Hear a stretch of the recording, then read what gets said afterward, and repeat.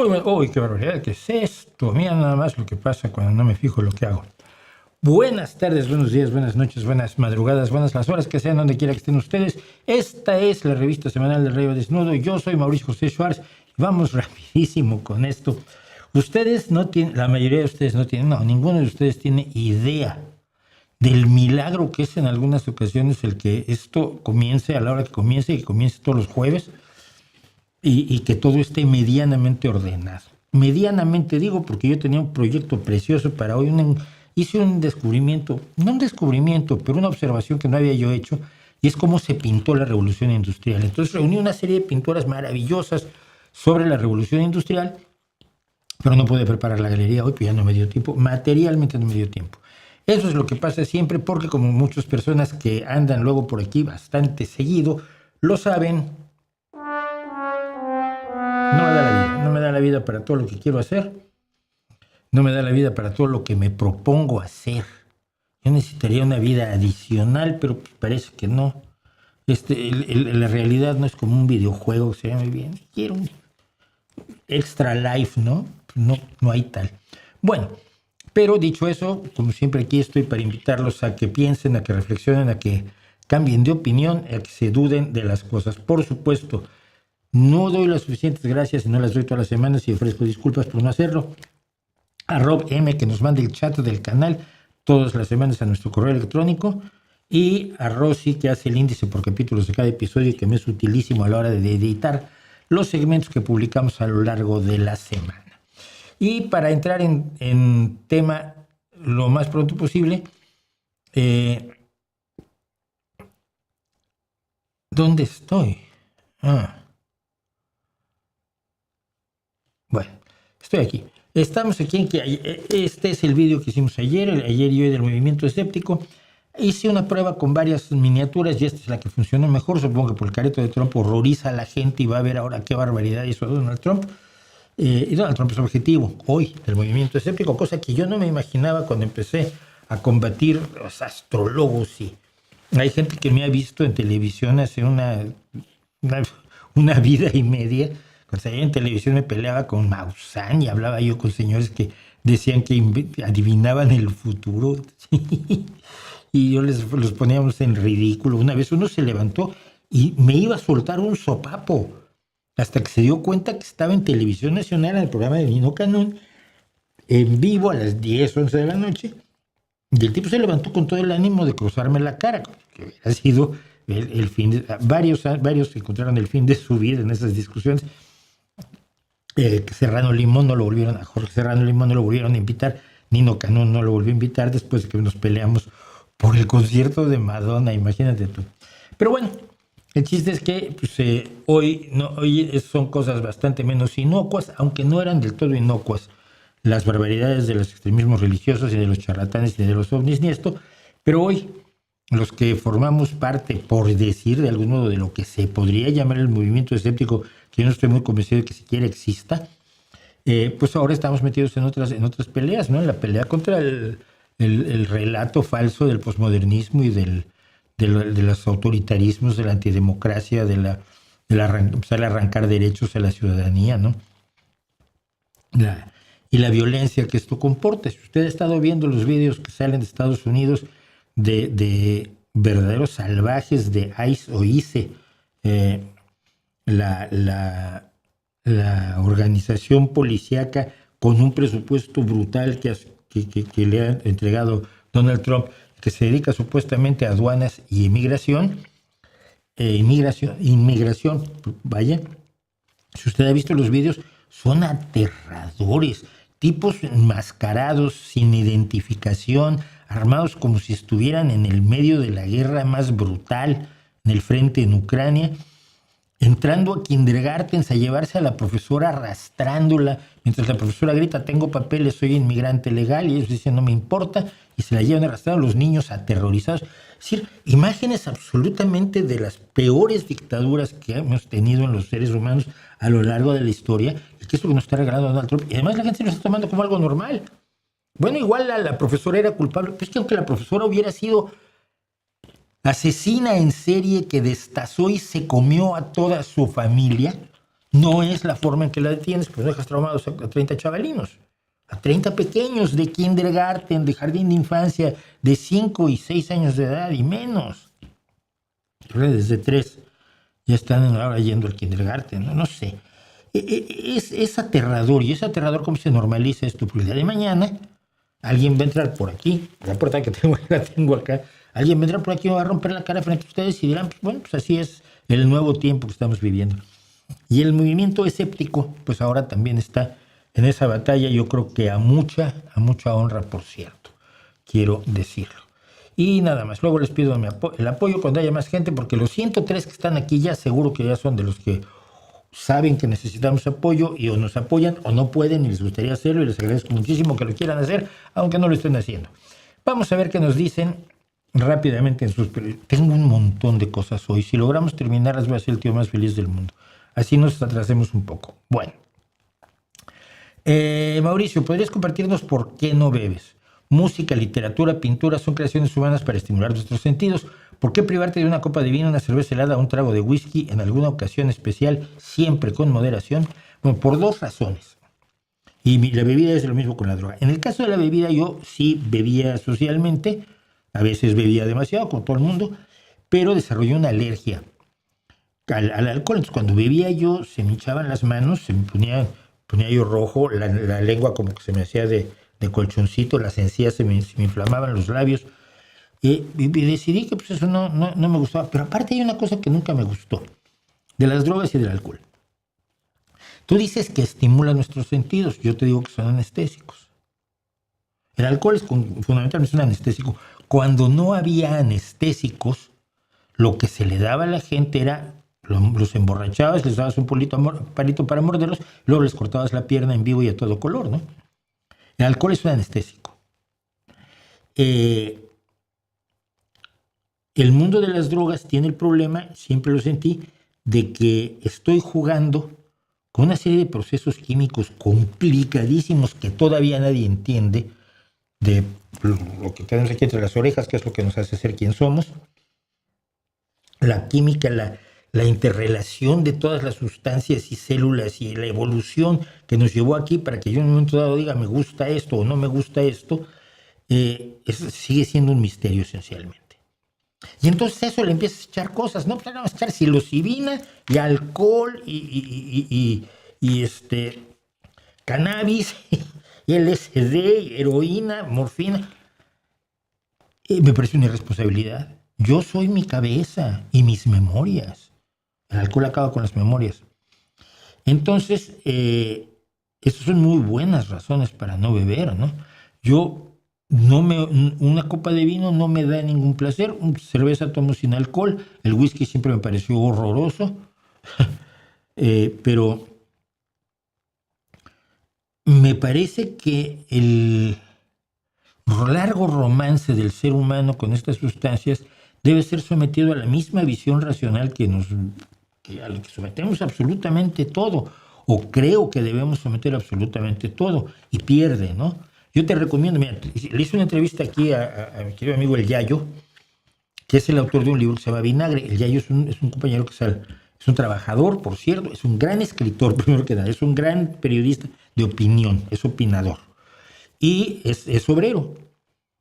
Y como obrero pasó por una etapa de alcoholismo horroroso y logró salir, cosa que siempre se admira a la gente que sale, ¿no? Tengo un amigo que ha salido de la heroína, tengo unos amigos que han salido de otras cosas, porque los que no salieron murieron, ¿eh? Y escribió un libro que se llama Vinagre, del que hablamos aquí ampliamente, que te recomiendo. No es ningún chiste el alcohol, no es ninguna broma, es una de las causas de muerte principales en el mundo, no solamente porque te hagas papilla el hígado, sino porque eres irresponsable, matas gente, te tiras por ventanas, conduces atropellando ciudadanos inocentes. Tu juicio está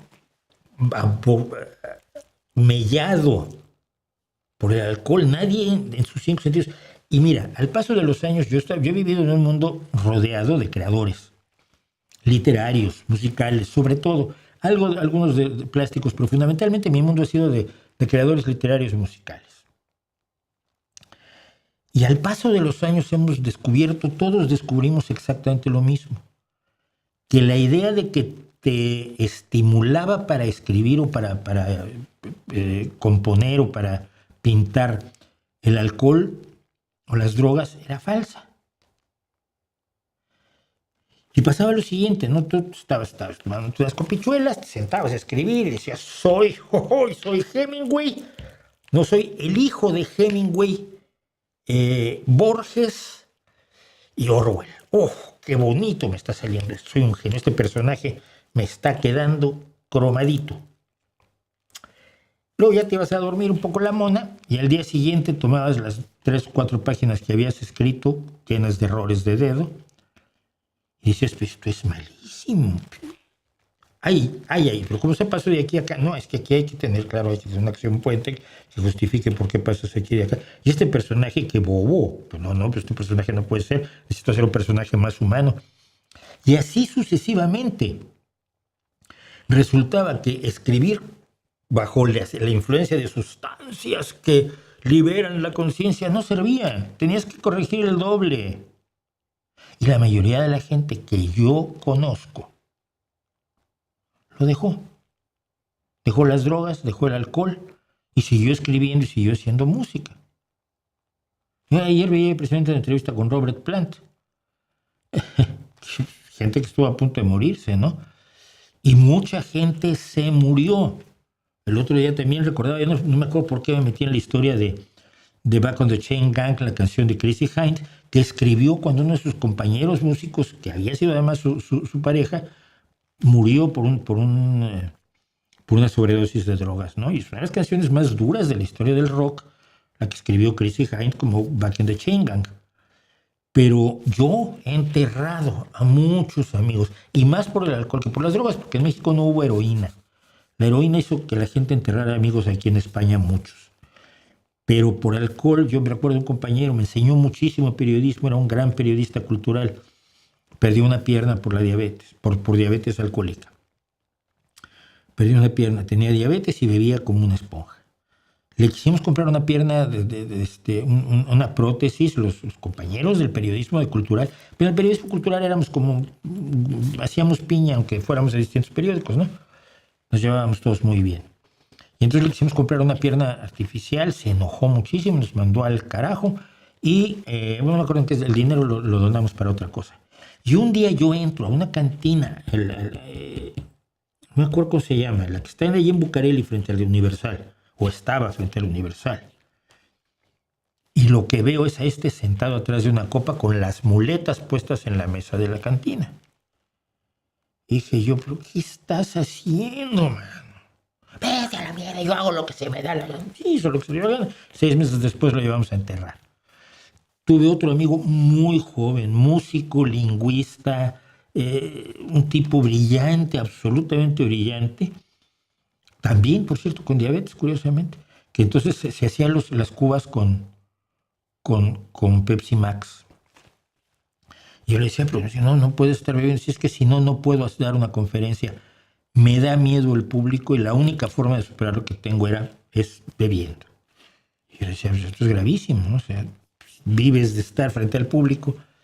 Y también murió, no creo que haya llegado a los 40 él. Tengo muchos que por tonterías de distinto tipo se murieron. Y a mí, mira, mi vida puede no ser la más bonita del mundo, ni la mejor del mundo, ni soy rico, ni tengo todo lo que quiero, pero le tengo aprecio. Y quiero seguirla teniendo lo más posible dentro de lo razonable, sin llegar a ridículos, ¿no? Entonces, pues esa es la razón por la que no solo no bebo, sino que recomiendo no beber. No hay moderación. Todo consumo de alcohol te causa daño. Te puede causar poquito daño, eso le llaman moderación, te puede causar mucho daño, te puede costar la vida. Entonces, yo prefiero en lo personal mantenerme aislado. La gente a mi alrededor, casi todo el mundo bebe, y es muy difícil. Cuando uno empieza, va uno con un grupo de personas, oye, tómate una, no, gracias, no, yo no bebo. ¿Pero por qué?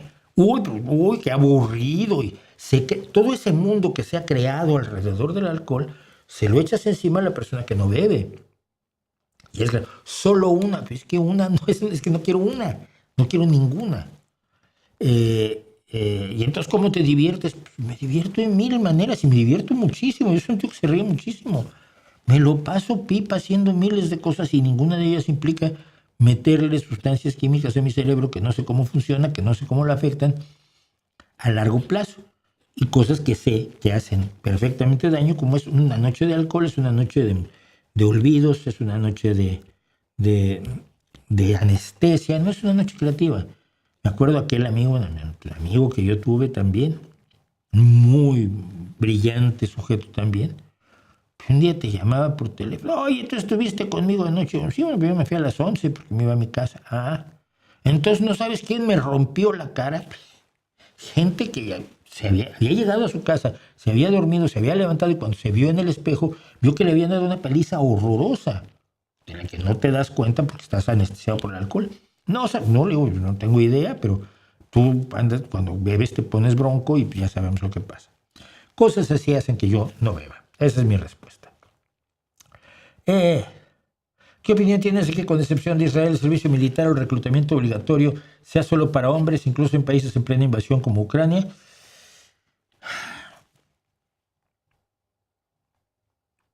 Mira, si tiene que haber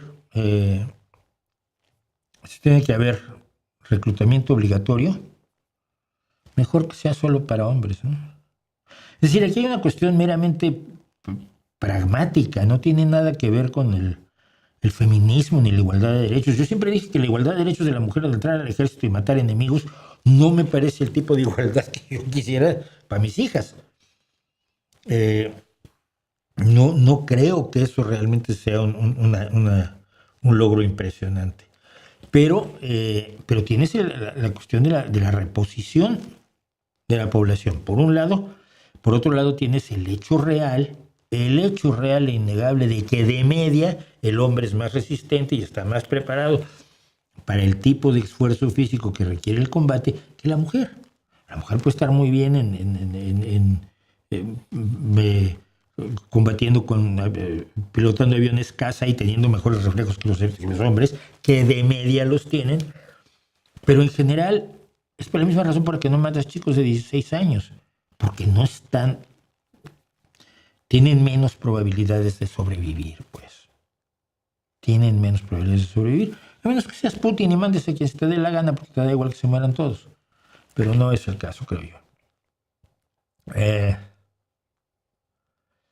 Dice la Luz Salvat, felicidades por la fondo de ayer. El escepticismo racional siempre será un paliativo necesario contra los falsos gurús pseudocientíficos. Gracias por compartir. Sí, pero también contra los falsos gurús políticos, ¿no? Y contra la barbarie antidemocrática. Si usted ve posible una nueva devaluación del peso mexicano, no tengo idea de cómo está la economía de México en este momento. Espero pronto hacer más donaciones. Muchas gracias a Adolfo G12. Mónica Cepeda, 8243. ¿Se hablará sobre el ya más famoso acoso de la presidenta Sheinbaum? No. Unos dicen que es montaje. Siempre va a haber gente que te diga que todo lo que pasa es montaje. No pueden demostrarlo, pero eso les impide analizar los problemas que puede haber de fondo. Todo es un montaje, todo es la cortina de humo. ¿Te acuerdas? En México todo es cortina de humo para tapar otra cosa. Luego creen la gente que hay otra cortina de humo para tapar la primera cortina de humo, que se tapa con la tercera cortina de humo, que a su vez se tapa con la cuarta cortina de humo. Son estupideces que dice gente que no tiene idea, porque le gusta hacerse la importante. Yo lo que me preocupó, lo único que puedo decir al respecto, no me enteré muy bien del caso, vi un par de fotografías, fue lo siguiente. Acaban de matar al alcalde de Uruapan. El gobierno mexicano, por cierto, ha actuado de una manera muy despreciable, porque esencialmente lo ha culpado de su muerte, ¿no? Ya es que su primer línea de defensa pues, era la policía municipal y la Guardia Nacional solo estaba en el perímetro. Estaba en el perímetro y se les colaron los asesinos en el perímetro, o sea que siguen teniendo responsabilidad, pero esto lo ha tratado de negar el gobierno mexicano. Han puesto a su televisora oficial, Canal Red, de Ina Ascogenova, inmediatamente los pusieron a decir que el alcalde de Uruapan era de Uruapan, que era el Bukele mexicano, que era un tipo brutal que pedía asesinatos por miles. Él tenía la culpa de su asesinato, el gobierno mexicano nunca tiene la culpa de nada. Pero inmediatamente estaban allí. Yo aguanté 2 minutos de ver eso y dije, verdaderamente me mata del asco. Porque culpar a la gente de su propia muerte, si se lo haces a Charlie Kirk, lo ven muy mal, pero si se lo haces al alcalde de Uruapan, está muy bien. Me molesta mucho que no asume responsabilidad del gobierno mexicano, pero no asume ninguna responsabilidad desde hace 7 años, ni la más lejana, ¿no? Aquí no, dimitir es como un nombre ruso, y como ahí nadie es ruso, pues nadie Dimitri. Pero cuando vi las fotos de Sheinbaum, lo primero que pensé, si el tipo la quiere matar, la mata. O sea, la inseguridad que sufrió el alcalde es exactamente la misma inseguridad que es evidente que está pasando la presidenta de México. Y hombre, que yo no le tenga ningún aprecio a la presidenta de México no me parece no me hace que aplaude ni que le pase esto, ni que corra el peligro de realmente sufrir un atentado. Pero es que cuando te puedes meter hasta la cocina sin que haya gente, inténtalo en el pasado, acercarte a un presidente de la República. Yo me acuerdo cuando estaba estudiando antropología, Echeverría, fíjate, puedes saber hasta qué año fue esto que te estoy diciendo, porque se iba a inaugurar una exposición china en la sala de exposiciones temporales de la escuela del Instituto del Museo de Antropología e Historia. Era el establecimiento de relaciones de México con China y le habían regalado a México 2 pandas, en fin, todo esto. Y entonces Echeverría fue a la inauguración de la exposición china, y allí estábamos los alumnos de la Escuela Nacional de Antropología e Historia, que por entonces estaba en el segundo piso del museo. Vamos, el mejor lugar del mundo para estudiar. Yo creo que mayor lujo no he podido tener en mi vida. Y cuando Echeverría se nos acercó, de pronto miras para los lados y sabes ves que hay gente que no la conoces, que viste como tú, que trae el pelo largo, que toda la onda, pero que está atenta a que es un mal movimiento tuyo y te rompen un brazo. Ese era el Estado Mayor Presidencial. Y me acuerdo vivamente de ello. Cuando estuve en giras de Miguel de la Madrid como periodista, pasó lo mismo, y así sucesivamente. Entonces me pareció gravísimo. Por supuesto, el asesinato del alcalde, por supuesto, la reacción del gobierno mexicano de, eso no es asunto mío. Sí, nada es asunto de ellos. Y me pareció gravísimo lo que le pasó a Claudia Sheinbaum, porque revela que no tiene un equipo de seguridad que sepa qué está haciendo. Que sepa qué está haciendo. Pero además que no necesitan ser los más grandes, o sea, tienen que ser profesionales, pero del nivel de, intenta eso con Taylor Swift, ¿sí? Intenta eso con Taylor Swift y te va a haber alguien ahí dispuesto a romperte un brazo. Es normal que la gente que atraiga la atención de los locos. Y los locos tratan de atacarlos. Y entonces la seguridad es una necesidad, no es un lujo. Bueno, me gusta cocinar, me gusta mucho cocinar, pero cocino menos de lo que yo quisiera, fíjate. El otro día le hice a mi hijo una salsa de queso que quedó maravilloso. Yo tengo fotos. Hice unos solomillos a las finas hierbas con unos macarrones enormes que compré, con una salsa de queso que hice yo, que se hace hago el roux y hago la salsa de queso. Conseguí unos quesos que yo mismo rayé, cheddar y emmental, de los mejores, y muy bien. Me gusta mucho cocinar, pero no puedo cocinar como yo quisiera. Hacerlo.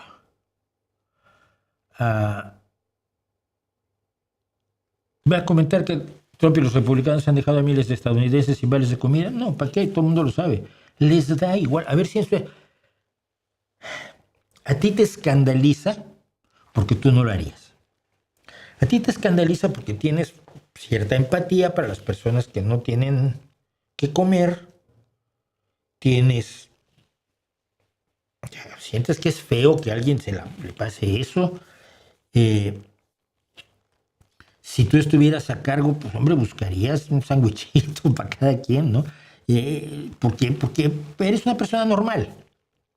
Los psicópatas no son así. Les importa un pito. Les importa tanto como si yo te digo, mira, El gato de que se te pone en el alféizar en la ventana aquí frente a la puerta de mi estudio, hay un gato blanco que se pone allí a mirar qué pasa, no pasa nada, esta es una calle muerta. El gato se metió ya a la casa. ¿Te importa? Pero en lo más mínimo. Eso es lo que le importa a Donald Trump y a los republicanos, el que ahora esta gente se quede sin vales de comida. Yo te voy a decir que es lo verdaderamente grave. Que toda la gente que te pone Estados Unidos como el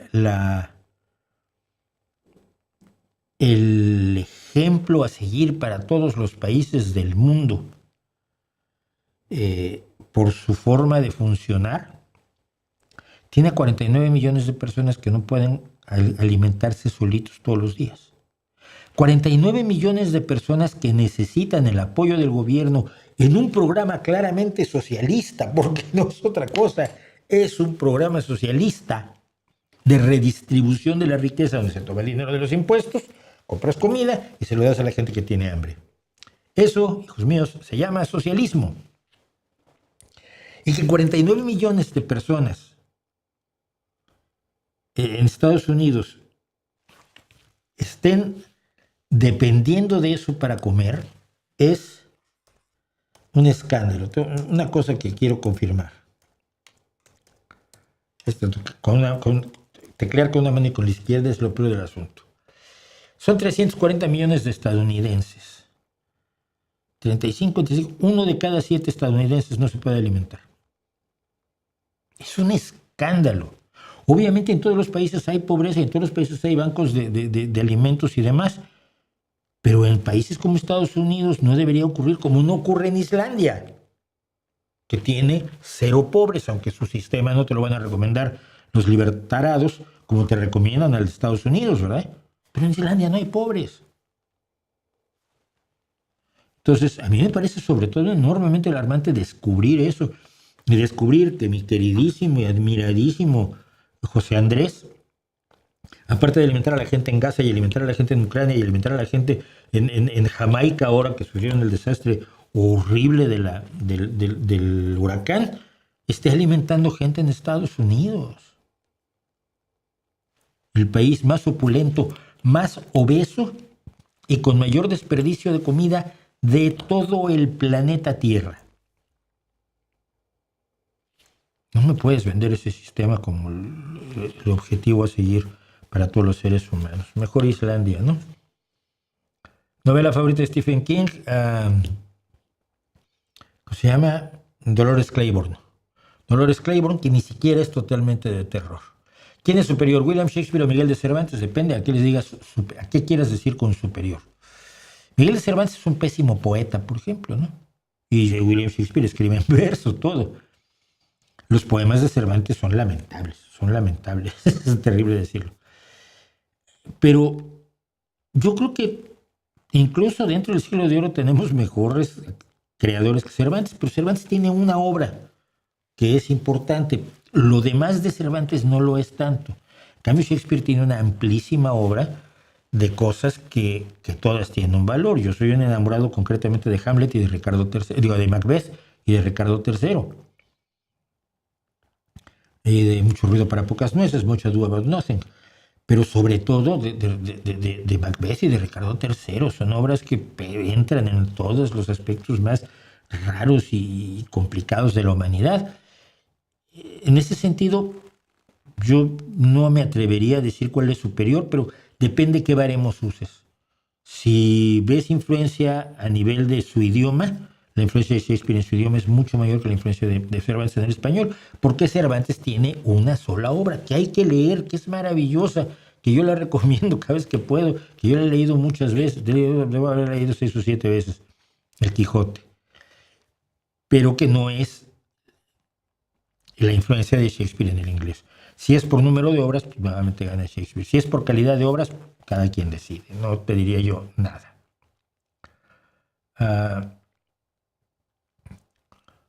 Bueno, quiero empezar con el principio para luego seguir con el final.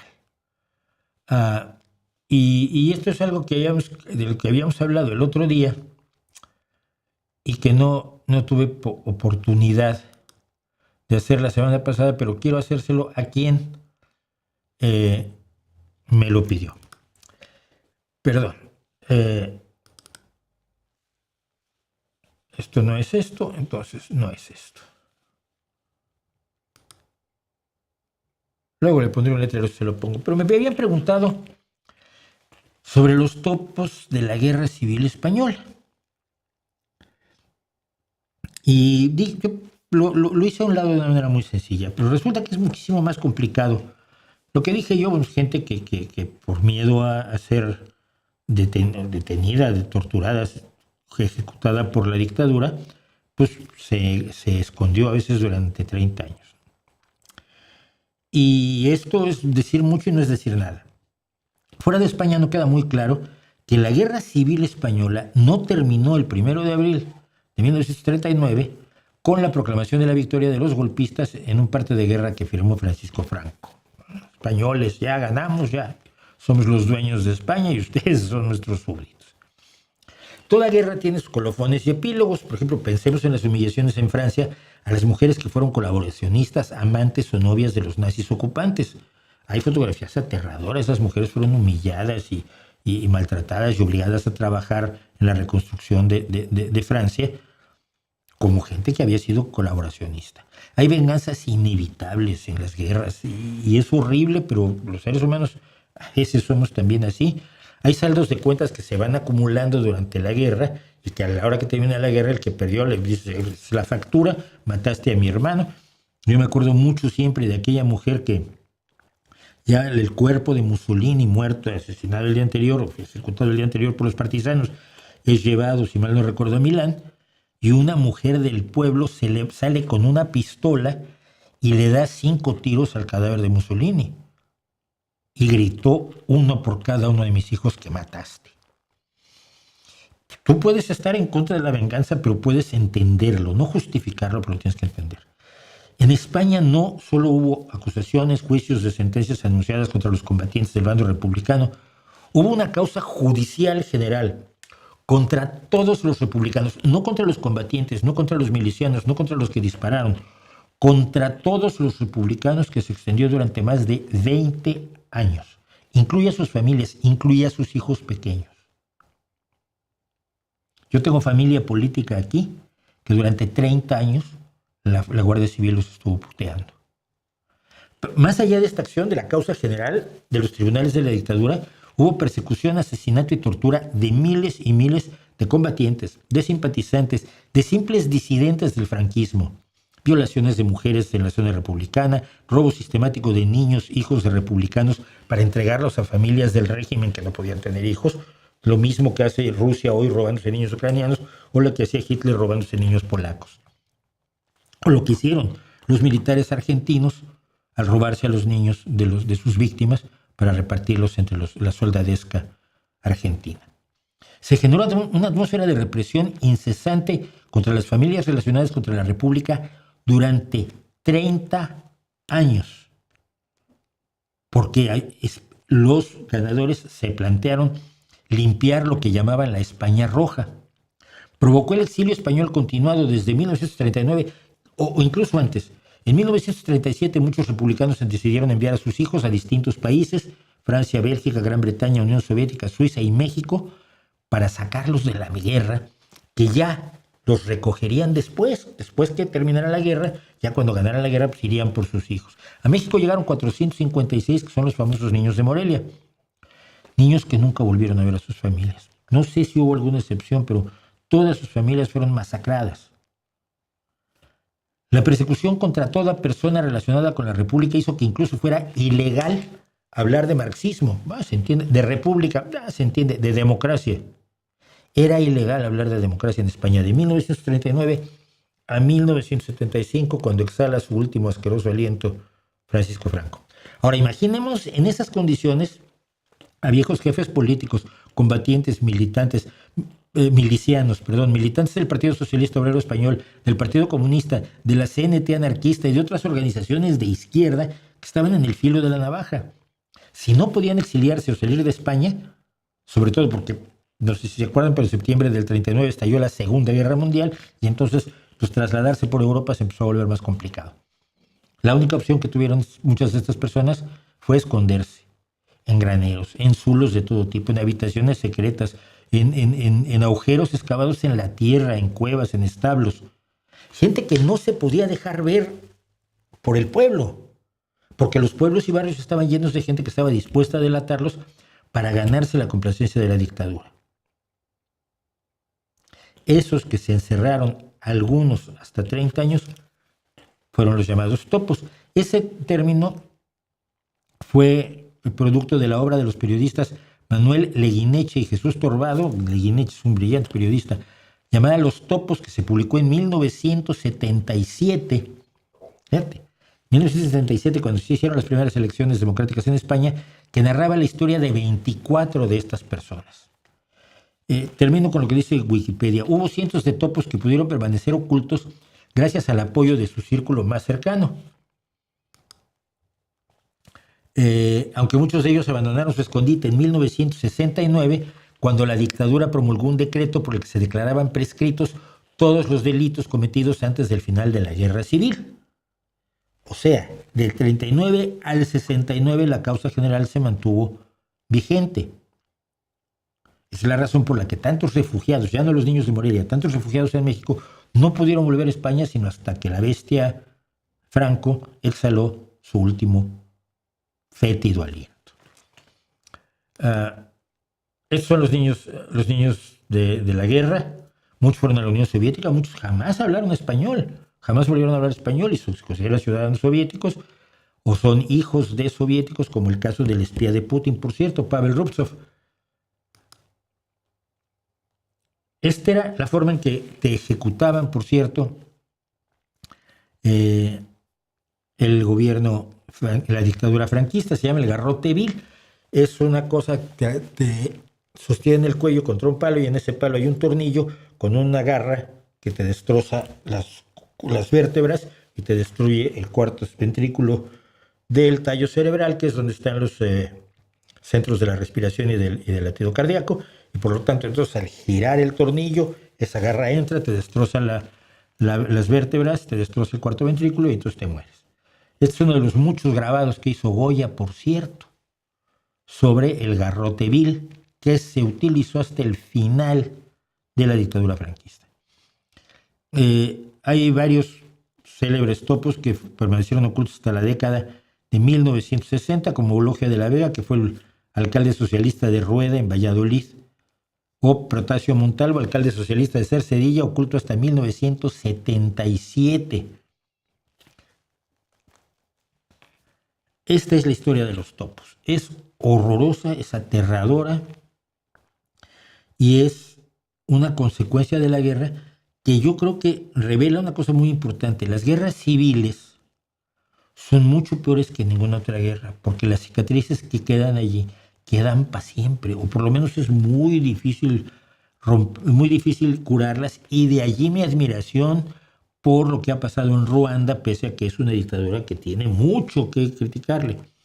Han tratado con razonable éxito de curar, de sanar, de cerrar la cicatriz abierta por la masacre de 1 millón de seres humanos en 1994.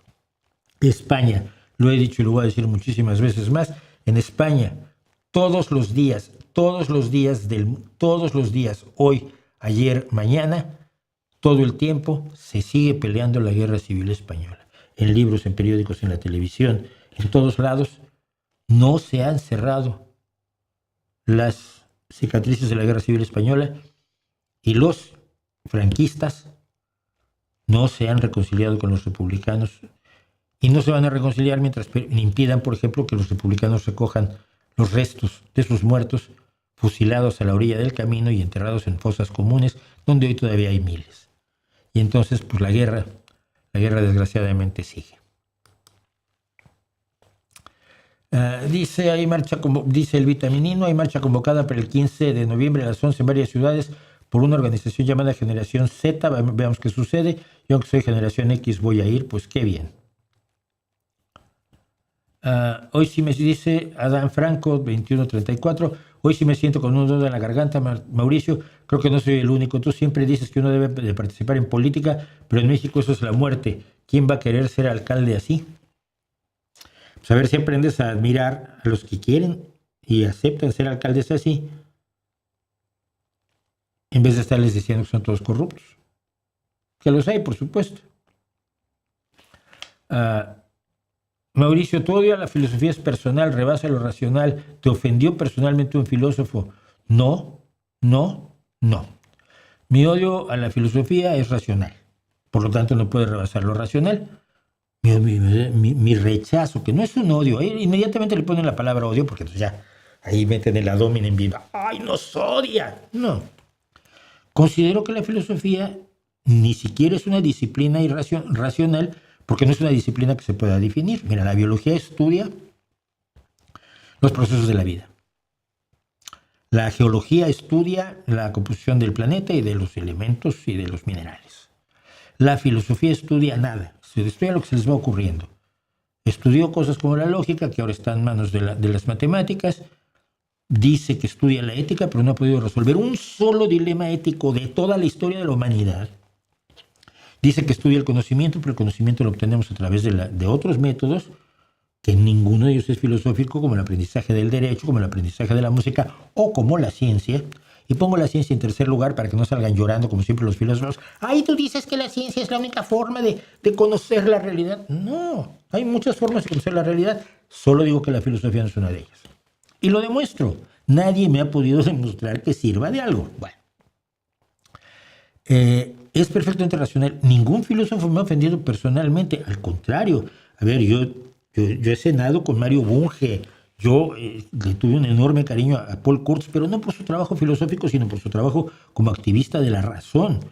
Respeto muchísimo a Bertrand Russell, no por su trabajo en la filosofía continental, que me parece que me da exactamente igual, sino por su trabajo en favor de la paz, en favor de la racionalidad, en favor de la ciencia. Yo no tengo problemas con ningún filósofo personalmente. Algunos filósofos tienen un problema personal conmigo. Su problema es que no saben responder a lo que yo les digo. Ese no es problema mío. ¿Te das cuenta? Díganme qué sentido tiene la carrera de filosofía, qué aportación, qué interés tiene para Pepe el Carnicero. Porque para Pepe el Carnicero es muy importante la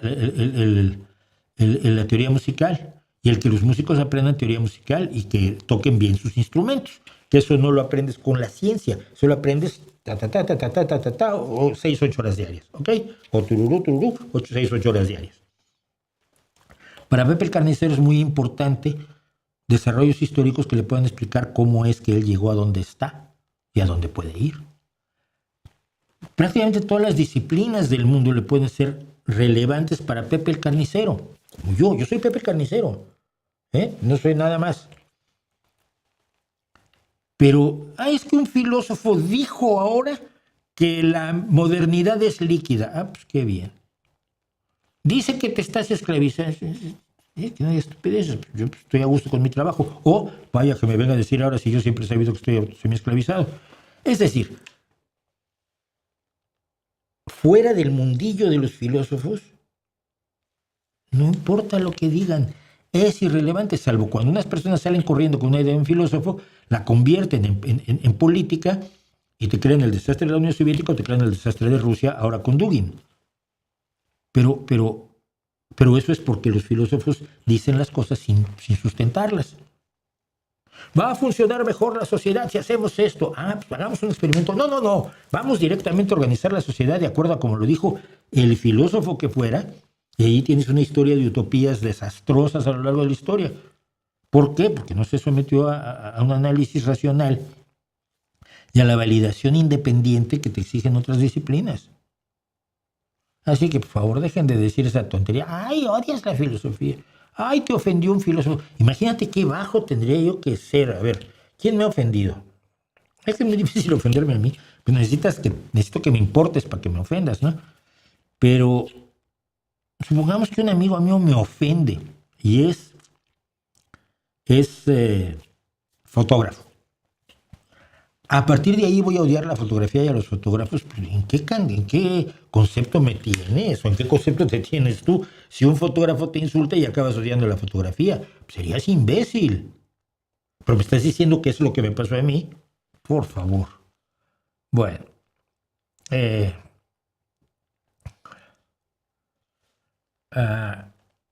Una segunda parte de la fondo de las sectas, pues lo vamos a pensar, pues no lo había pensado. ¿Crees que la victoria de los demócratas puede suponer un comienzo de la contraofensiva democrática en USA? No tengo idea, no lo sé. Me gustaría, por supuesto que me gustaría, ¿no? A mí me cae bien, pero no hay forma de saberlo. Es el tipo de cosas que te responden los filósofos como si supieran. Luego se equivocan y entonces te dan explicaciones de por qué se equivocaron.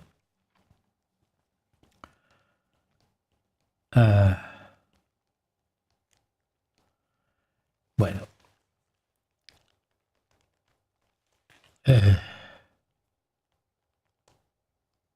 Ya saben quién mató a Manso, tenía 17 años. Ha de ser de jóvenes construyendo el futuro. Esa es una maledicencia que no tiene sentido, ¿ok? Tardaron 5 días en dar su identidad. Ay, mi México, sí, bueno, esto evidentemente cuando te importa poco la gente, te da igual, ¿no? Bueno, voy a seguir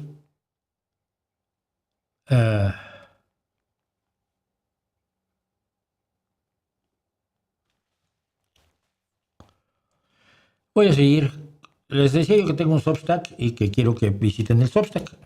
No creo hacerlo de pago. Si tengo tan pocos suscriptores, lo hago de pago, no va a suscribirse a nadie, ¿no? Para eso, si quieren ayudarme, suscríbanse a Patreon. Por cierto, les pido como siempre su apoyo en Patreon. El logotipo está arriba a la izquierda, que es una donación mensual a este canal para que siga sobreviviendo. Y si no, abajo a la derecha tienen lo de PayPal, que es una donación por una sola ocasión. Hay gente que le está haciendo, hay una persona, no voy a dar su nombre porque no sé si lo hace públicamente, pero que todos los meses está poniendo $20 en PayPal, como si estuviera haciéndolo en Patreon, ¿no? Lo agradezco muchísimo, ella sabe quién es, pero pues en Patreon, en PayPal, los enlaces están aquí abajo en la descripción del vídeo. Y agradeceré mucho que me apoyen. Y entonces si me apoyan, pues es como si me pagaran el Substack, ¿eh?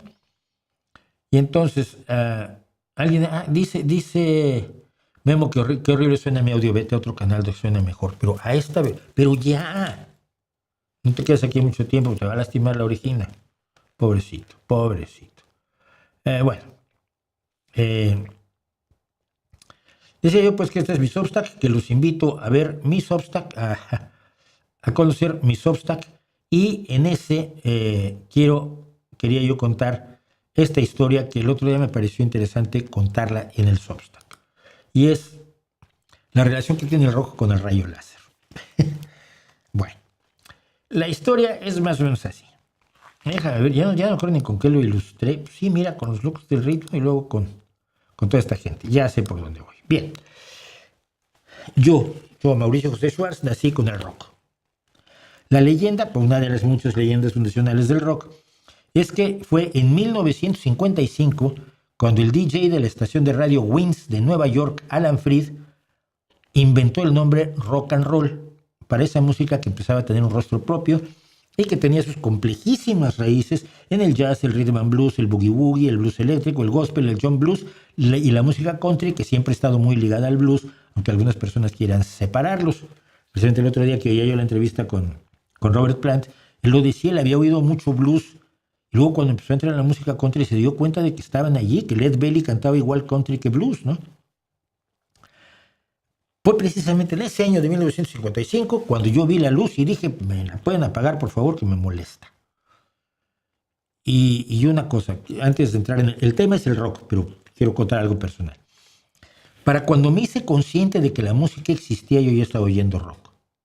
Mi padre adoptivo, el señor Joseph Schwartz, había sido violinista y también me alimentaba yo de los discos, los vinilos, que había dejado él atrás cuando se fue de casa cuando yo tenía 5 años.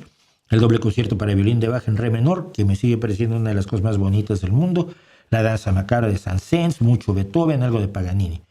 Los discos que él había dejado, antes de irse de casa. Y en el ambiente, además, en el ambiente a mi alrededor y en mi familia había boleros y rancheras y hasta cha-cha-cha. Pero ya a esa edad, lo mío era el rock. El rock ya estaba allí, sobre todo el primitivo en español, el mal refriteado del inglés, igual con los locos del ritmo que con los rebeldes del rock. Pero yo tenía una ventaja, yo sabía inglés.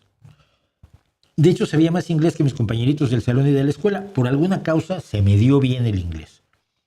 De hecho, sigo viviendo del inglés. La primera vez que me di cuenta de que sabía yo muchísimo inglés fue por ahí de 1965. Tenía 10 añitos cuando salió la canción Help de los Beatles. Y los hijos de una amiga de mi madre, que eran bastante mayores que yo y con los que me depositaban como guardería, no les era yo muy simpático, pero tampoco me odiaban, no era. Simplemente es una monserga que te enchufa en un niño, ¿no? Cuando es adolescente.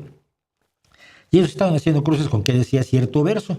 Y yo lo descifré sin sudar y les expliqué. Lo que dice ahí es: My independence seems to vanish in the haze. Mi independencia parece desvanecerse en la niebla.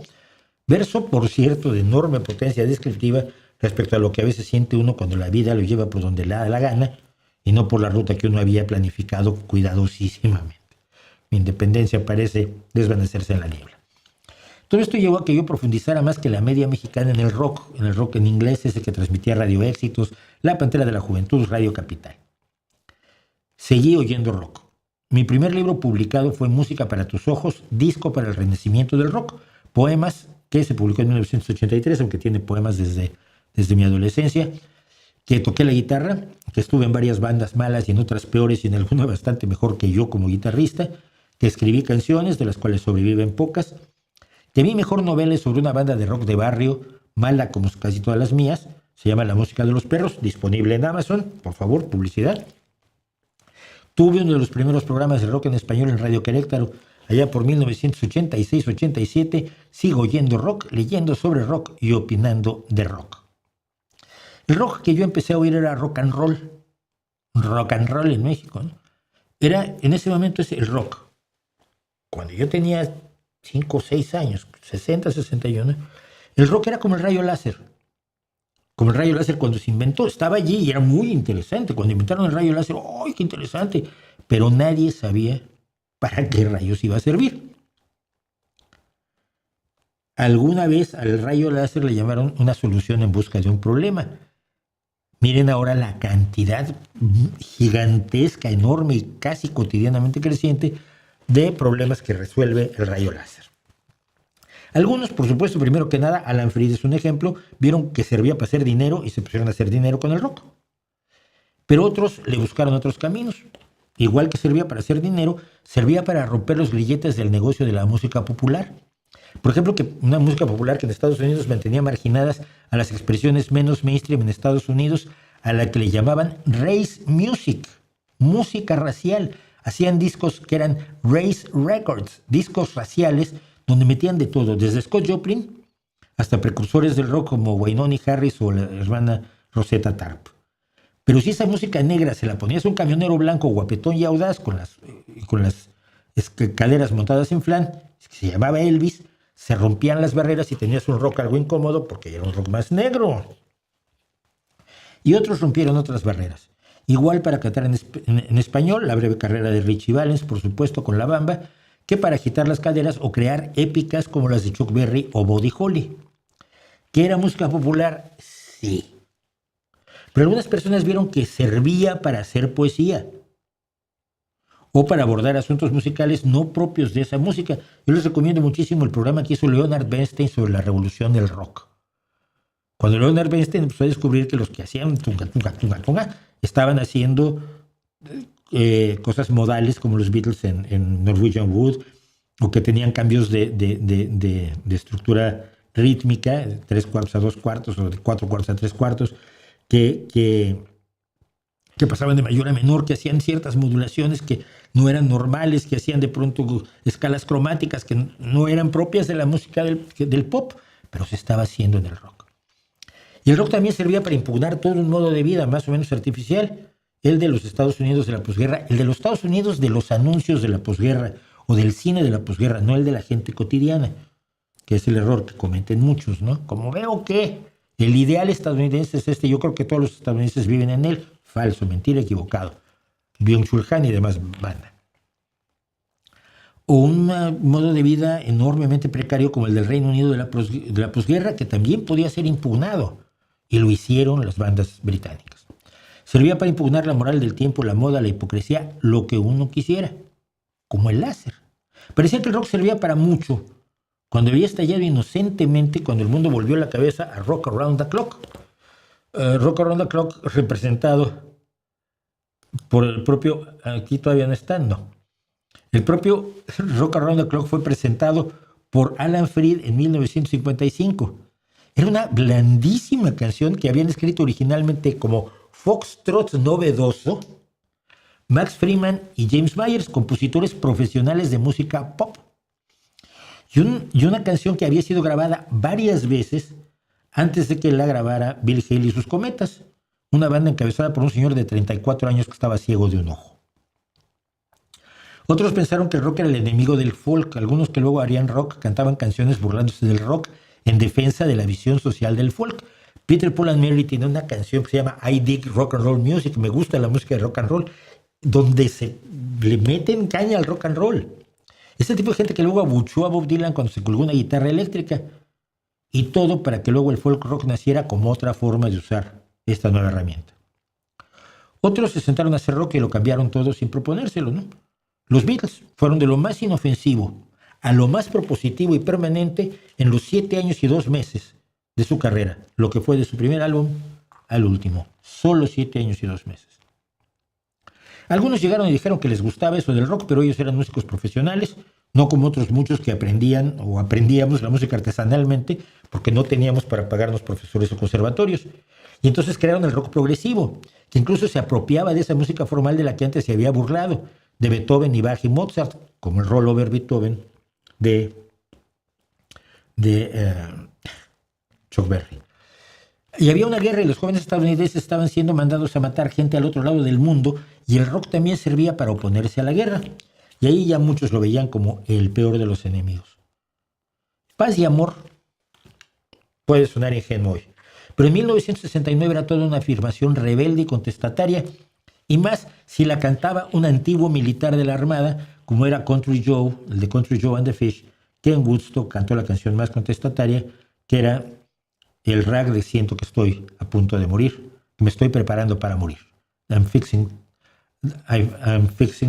feel I'm fixing to die rag, de Country Joe and the Fish.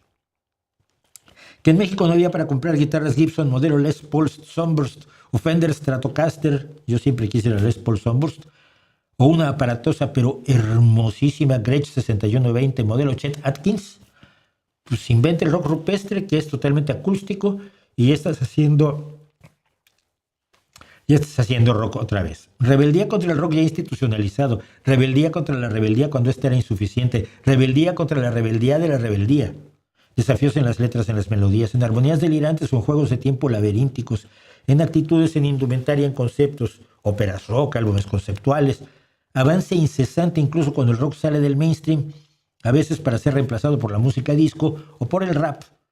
Y entonces vuelve a la marginalidad, que fue su amable caldo de cultivo, solo para volver insistente y más fuerte, más duro, más rápido. Y más duro, más rápido y más alto y haces el metal, aprovechando que en 1967 alguien dijo Heavy Metal Thunder para referirse al sonido de una motocicleta, que fue Steppenwolf en su canción Born to be Wild. Y aparecen críticos que definen géneros, subgéneros, subsubgéneros, subgéneros y más, porque hay que justificar la erudición sobre algo que nació sin credenciales para la erudición, pero que resultó que también servía para eso, para hacer historia, para hacer crítica, para saber y para fingir que se sabe, como yo que sé algo y trato de no fingir lo que no sé. Rock con sabor a cada país, a cada creador, rock de talla única y usos múltiples, rock de mujeres, de hombres, de intersexuales y poligenéricos, rock odiado por algunos, ya he contado yo cómo me salí del movimiento del folclore y canto nuevo para volver al rock, porque aquello era como una secta, rock simplón y complicadísimo, poético y maledicente, terso y amable o brutal y agresivo. Las ramificaciones son dendríticas, inacabables. El rock servía como el láser para casi todo y para muchas cosas contradictorias entre sí. Y así sigue. Como viví esta historia y como la vi, esta historia que por supuesto no es exhaustiva, solo he dado algunas pinceladas aisladas, no me digan por favor que falta el rock del sur, el argentino o el español o el metal sinfónico o lo que sea cuando hablo de rock. Todos han sido míos también, pero no es preciso nombrarlos para saber que no puedo sino asombrarme hoy, en noviembre de 2025, de que el rock siga siendo redescubierto para todo tipo de efectos, incluso para el conservadurismo neofascista más rancio. Pienso en Kid Rock, por ejemplo, ¿no?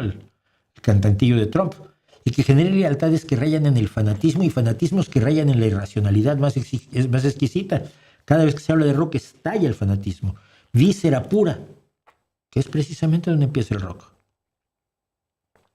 Todo esto me vino a la mente porque alguien subió a Twitter, que Musk cree que se llama X, pero no le hagan caso, una lista de 10 mejores bandas de rock y pidió opiniones. Que es como detonar una granada dentro de un pastel gigante. Allí todo el mundo sale manchado. Yo opiné como se me pidió y luego fui objeto de una serie de ataques de una comicidad extrema por parte de militantes de tal o cual banda o haters de tal o cual otra banda, todos en desacuerdo entre sí, por supuesto, y todos con las caritas manchadas de pastel.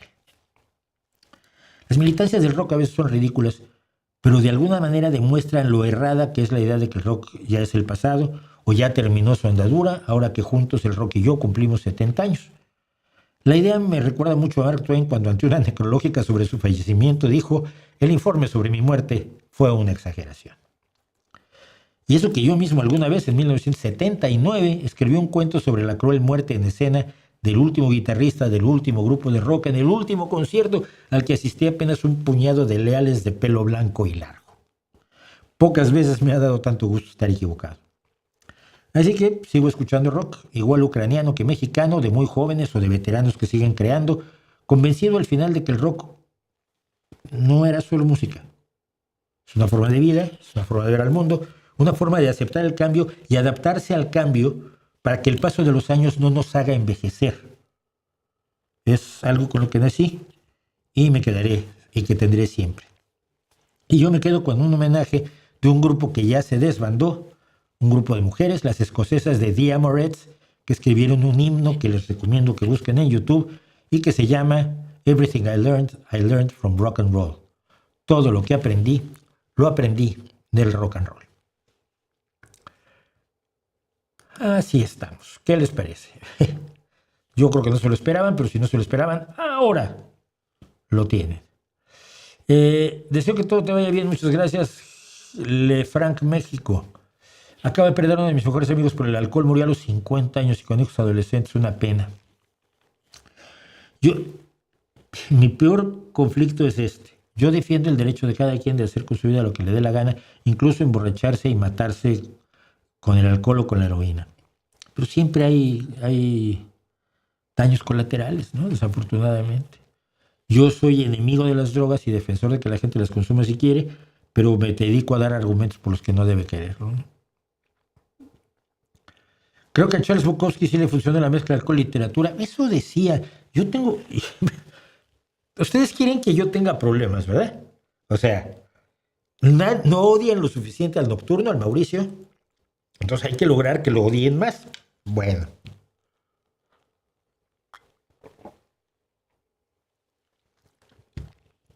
Pues él era Bukowski cuando yo era muy jovencito.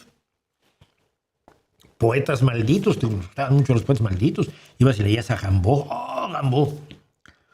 ¿Cómo se llamaba el otro? El que promovió a Poe. Madre mía. Te estoy viendo la cara, pero yo me olvido los nombres, ya lo saben. Bueno. El caso es que leí sobre la vida de Bukowski. Y yo estoy convencido que era un poser. Pero un poser de nivel máster. Le estuvo viendo la cara a toda la burguesía culpabilizada estadounidense con ánimos, con ínfulas intelectualoides. Y creo que lo hizo de una manera brillante, pero el tío era un cara dura. No creo en la sinceridad de la mitad de lo que escribió. Lo siento. Me van a matar por esto, de verdad. Yo en la universidad me creí la tontería del LSD y lo consumí para estudiar un examen de ecuaciones diferenciales. Creo que al otro día sabía menos. Fíjate, yo la única vez que tomé un estimulante, tomé anfetaminas para un examen de matemáticas. Y me sabía yo todo, pero fue horroroso. No dormí yo en 2 días. ¿Existen los cristalitos o la generación de cristal o solo son jóvenes sensibles a las injusticias sociales como ellos dicen? Miren, todas las generaciones. Ha habido gente de cristal, gente que, deshójate, Margarita, porque el mundo no es como te gusta. Y ha habido activistas y ha habido gente preocupada por las injusticias sociales. No, las generalizaciones sobre las generaciones yo no las acepto, porque pertenezco a una generación tan diversa en lo personal que cuando dicen, no, es que los de tu generación, digo, ¿cuáles de todos? Tenemos una variedad, vamos, un zoológico de gente de la generación del 55. Entonces, no. Eh, ¿Qué opinas de Alcohólicos Anónimos? No me gusta porque es una organización que... voy a decir esto para luego adherirlo a lo que habíamos hablado antes. Mi problema con Alcohólicos Anónimos es que exige que reconozcas un Dios, un poder superior, que te reconozcas incapaz de controlar tu vida. Básicamente que cambies una adicción por otra. No es raro esto. A ver, el sistema de los 12 pasos de Alcohólicos Anónimos lo armaron dos pastores protestantes. Lo armaron con una convicción esencialmente religiosa.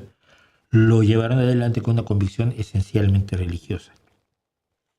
Tuve algún amigo que fue a Alcohólicos Anónimos y quería dejar de beber, se le hacía difícil. Entonces le dijeron, no, tú tienes que reconocer que no vales para nada. Y dice, no, espera, yo soy un buen padre, soy un trabajador eficaz, soy un marido excelente, soy un buen compañero, mejor amigo de mi esposa, soy amigo de mis amigos, pero bebo demasiado. No, tienes que reconocer que toda tu vida es una mierda.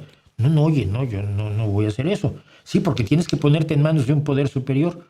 Ya, pues, soy ateo. No, ¿cómo? No puede ser. Y luego tienes que, a los solteros estos se los decían mucho, tienes que dejar a las mujeres. ¿Cómo las mujeres? Me gustan. No sé si las has visto. Es que, no sé, tienen, no sé qué. No sé qué sé yo. No, tienes que dejar las mujeres. Y esta frase era frecuente en grupos de alcohólicos anónimos, por lo menos de México. Entre las piernas de la mujer está la botella de alcohol. Tú dices, ¿pero qué clase de pendejada es esa, por favor? No, sí, tienes que. Entonces, era una visión tan religiosa. Y lo peor del asunto es, claro, si tú eres ateo no puedes entrar a un grupo de alcohólicos anónimos.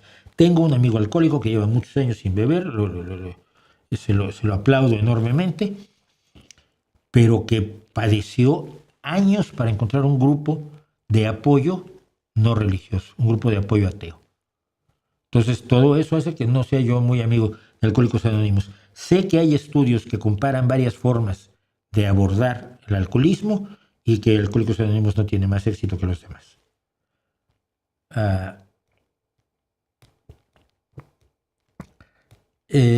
Buenas tardes. ¿Cuál es su opinión sobre el rompimiento de relaciones diplomáticas de Perú con México por el asilo a Betsy Chávez? Pido perdón por mi país. Perú está gobernado por idiotas. No, si México está gobernado por premios Nobel, no te jode. Es que no, hombre. El intervencionismo mexicano equivocado está. No puedes comparar los asilos que ha dado la Cuarta de Formación con los asilos que se dieron en el caso de Panamá, de Chile, de Argentina, de Uruguay. Tengo grandes amigos que vinieron de esos exilios, pero no sé, yo creo que Perú tiene todo el derecho del mundo, por supuesto, de llevar a cabo sus relaciones exteriores como le venga en gana, y espero sinceramente que ambos países vuelvan a volver a encontrar el camino de reencuentro una vez que los idiotas dejen de estar en el gobierno.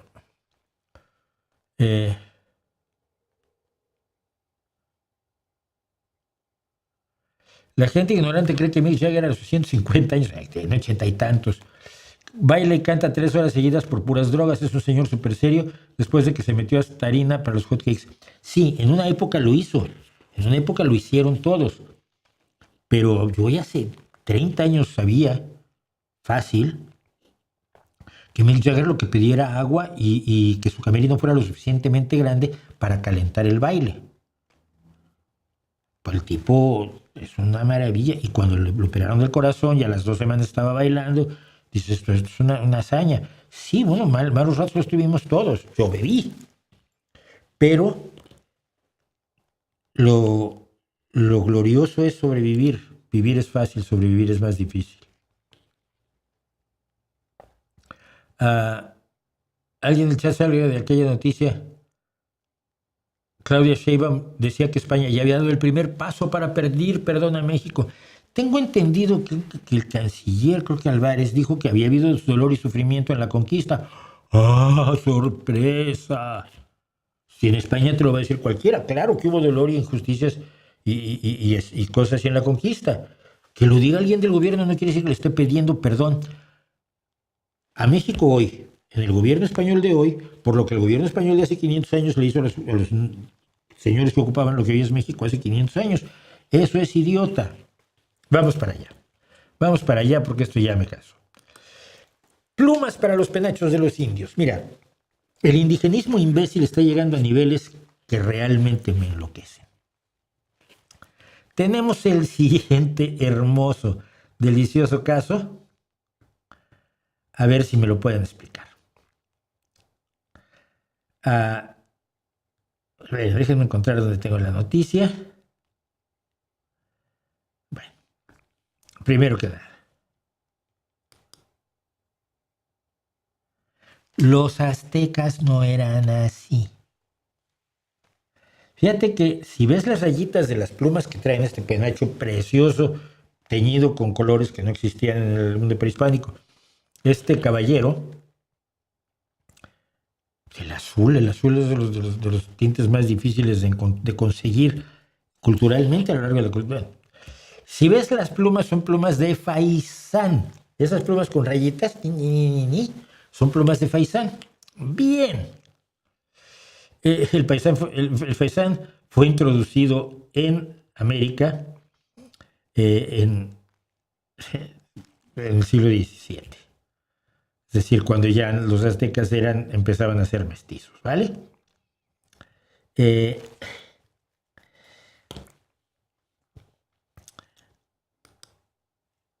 Esto no lo había.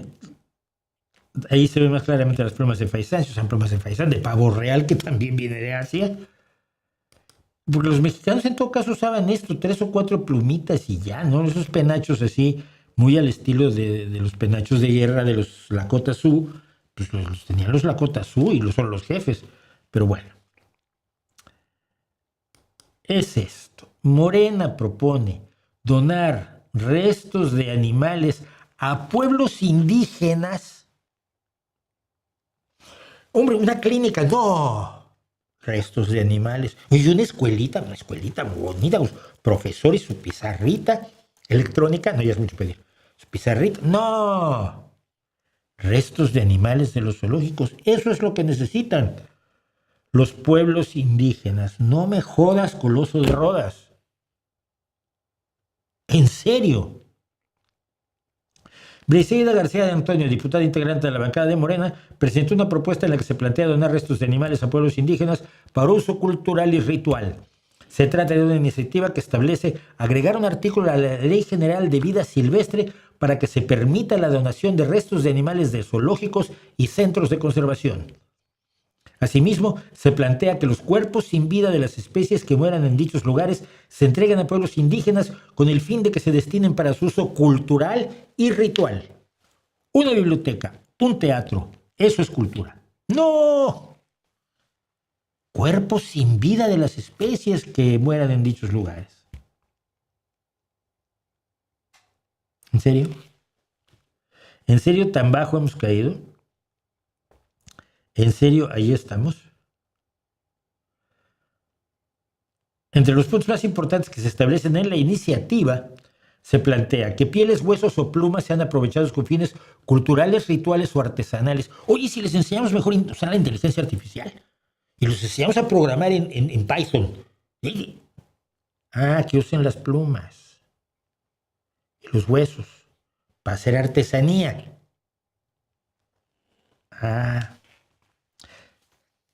Primero los pobres, ¿verdad? El uso de los restos se lleva a cabo bajo control sanitario y supervisión de la Semarnat. Los restos de las especies que se ofrezcan a comunidades indígenas y afromexicanas, pueden querer un león, a través de un proceso formal de notificación y registro.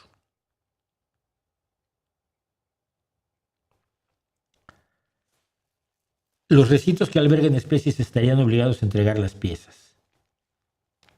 O sea, encima vas a crear una burocracia. En caso de fallecimiento de ejemplares, se notificarán a la Semarnat para que dichos restos puedan ser ofrecidos a comunidades indígenas y afromexicanas interesadas.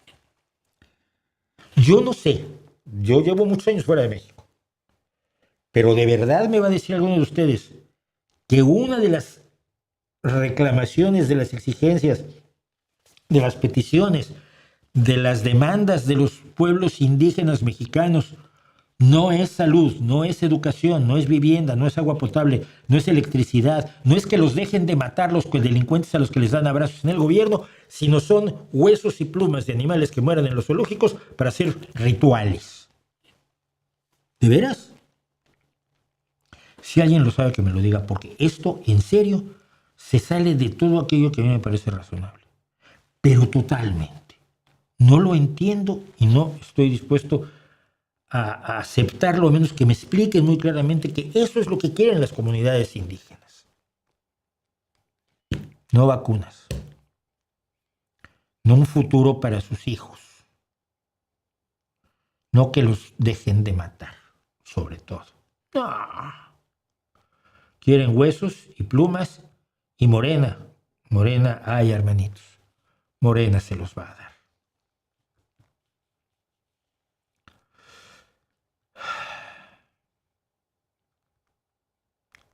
¿Qué ratos? De ratos la realidad me desborda. Yo vivo en el mundo de la fantasía y la ciencia ficción, que yo veo el trabajo de Maurits Cornelius Escher y he leído la poesía de Vallejo. Surrealistas si las hay. Pero no. Yo soy amante de la pintura de Magritte, pero esto lo desborda todo. Lo desborda absolutamente todo. La peli de Miguel de Cervantes la voy a ver luego, fíjate. Rífate un fondo del amor y otro del arte, porfas. Es que el amor es muy complejo, es muy amplio, es muy diverso, ¿no? A ver, en mi casa yo quiero a mi chica, pero quiero a mi hijo, pero quiero a mi perro. Son tres formas de amor totalmente distintas. Y por supuesto amo mi colección de camisetas, pero es otro tipo de amor totalmente distinto del de la música que adoro. No es fácil, es un concepto tan amplio que no creo que funcione así, ¿eh? Bueno, AMLO desapareció la Guardia Mayor Presidencial, el Estado Mayor Presidencial. El Estado Mayor Presidencial era una fuerza de élite, era una fuerza absolutamente de élite. No sé por qué. Mauricio, ¿a ti que te gustan los perros? ¿Cuál crees que sea su mejor forma de alimentación? ¿Croquetas o comida balanceada preparada en casa? ¿Tú cuál prefieres para tu perro? A mi perro le doy croquetas, le doy pienso, porque es la forma más sencilla de resolverlo, pero siempre dispuesto a que reciba sobras bien balanceadas, sobre todo de proteína. Aunque el arroz lo mata, ¿eh? Cuando haces arroz se pone ahí, con esa cara que ponen los perros, que echan las orejas para atrás, se sientan muy serios, te miran hacia arriba. Como si no hubieran comido en su vida. Con el arroz le pasa a mi perro. Yo me atengo a lo que me dicen los veterinarios, la verdad, ¿no? Porque sé poco. Por eso traigo a gente como a Mari Wild Behavior a que hable con ustedes. Tenemos que traerla para hablar de perros. La otra vez la trajimos para hablar de gatos, porque su libro, por supuesto, es de gatos, ¿no? ¿Crees que hay que ponerle un tope a los alquileres o consideras que es una medida populista? ¿En dónde? ¿Bajo qué condiciones y durante cuánto tiempo? ¿En qué ciudad? ¿En qué país? ¿En qué situación, condición socioeconómica? ¿Y durante cuánto tiempo? Porque la congelación de las rentas para siempre es una mala idea y eso se demostró en México hace muchos años, ¿no? Depende. Ese tipo de enamorarse de los medios en vez de ver los fines que se persiguen con esos medios es muy propio tanto del marxismo como de la ultraderecha, ¿no? Yo no sé. Habrá países, habrá ciudades en las que en un momento dado una congelación de rentas durante 4 años o una crisis pueda salvarle la vida a todo el mundo sin perjudicar mucho a las personas que viven de alquilar sus pisos. Tienes que tener en cuenta los intereses de toda la sociedad para tomar una determinación así y moderarla. Entonces, no hay una respuesta. Es como el salario mínimo. ¿Debe haber salario mínimo? Pues no sé. Depende en qué país, en qué ciudad, en qué condiciones, qué condiciones están los sindicatos, en qué condiciones están los trabajadores, cuál es el tipo de vida que tienen los trabajadores, cuánto es necesario resarcir problemas de pobreza. Pero así, en general, no hay nada en general. ¿Por qué piensas que las biografías de asesinos seriales despiertan tanta fascinación? Tomo el tema por la reciente serie de Netflix sobre la vida de Ed Gein, el carnicero de Plainfield. Ed Gein fue la inspiración para el personaje de Psycho, de Psicosis. Ed Gein fue la inspiración para el personaje del Silencio de los Corderos o El Silencio de los Inocentes. Y Ed Gein ha sido el APA también para Ed Gein fue la inspiración para el personaje de Cara de Cuero en La Matanza de Texas y en muchas cosas más. Precisamente por eso, ¿no? Es tan alejado de nuestra experiencia cotidiana. Los ves y son personas normales. Y me recuerda esto siempre mucho el retrato de Eichmann que hacía Leonard Cohen en un poema, ¿no? Estatura media, cabello medio, ojos dos. ¿Cómo es un asesino brutal que organiza la masacre de millones de personas en la Segunda Guerra Mundial? Adolf Eichmann. Lo horrible, lo más horrible es que es normal. Que fingió durante años ser un simple y modesto obrero de una fábrica automotriz en Argentina, ¿no? Entonces, Ed Gein, Ted Bundy, se me olvida su nombre, uno de los más brutales asesinos, Chikatilo, están tan alejados de nuestra experiencia cotidiana, hacen cosas que nosotros nunca haríamos, encuentran placer en cosas en las que nosotros nunca encontraríamos placer, no exactamente como lo hacen ellos, ¿no? Ay, sí, les gusta mucho el sexo. Bueno, sí, a mí también, no tienes una idea cuánto. Ya, pero a ellos les gusta hacerlo con cabezas cortadas de sus cadáveres y eso ya no es sexo. O sea, no, en mi libro. Entonces, son desviaciones tan claras de nuestra esencia humana. Siempre lo he visto así, no me lo estoy inventando ahora, porque es un asunto que he reflexionado, porque me interesa mucho el true crime y los sucesos y la nota roja y la vida de los asesinos en serie y de criminales diversos de distintas formas. Siento que es su calidad de espejo distorsionado, de parecer normales siendo lo más lejano posible de la normalidad de cualquiera de nosotros, ¿no? Que entra esto dentro del debate que yo siempre he tenido. El ser humano es asesino. ¿A cuántos has matado tú? No, yo a ninguno. ¿Y tu mamá cuántos mató? A nadie. ¿A cuántos estarías dispuesto a matar? ¿Estarías dispuesto a matarlos de un disparo? Oprimiendo un botón mueren 13. Bueno, ahí probablemente. No, pero tienes que arrojar una bomba, matar a 13. No, tienes que ir con una pistola y pum, matar a 13.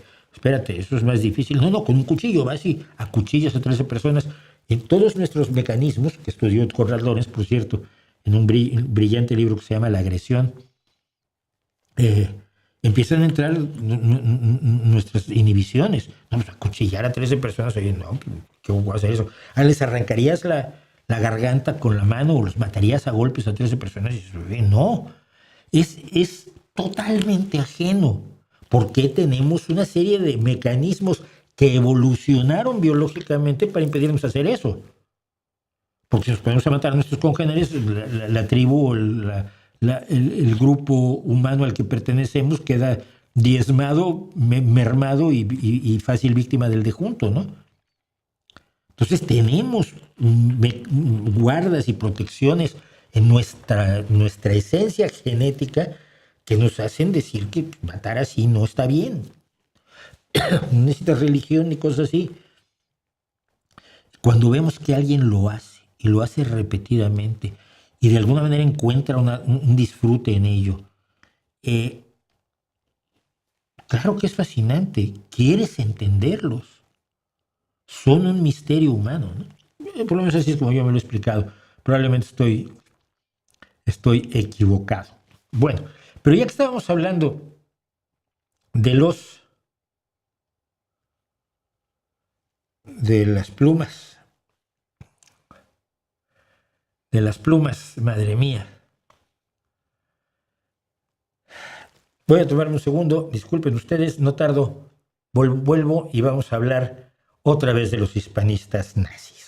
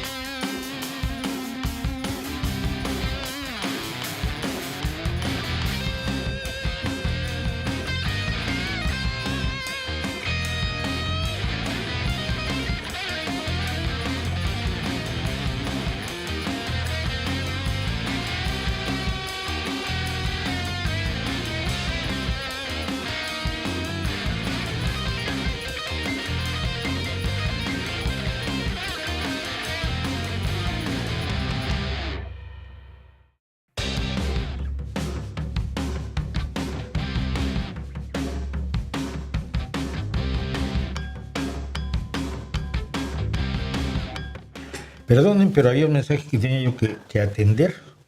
Me avisaron aquí en mi centro de control que tengo que tenía yo un mensaje que tenía que responder a como diera lugar.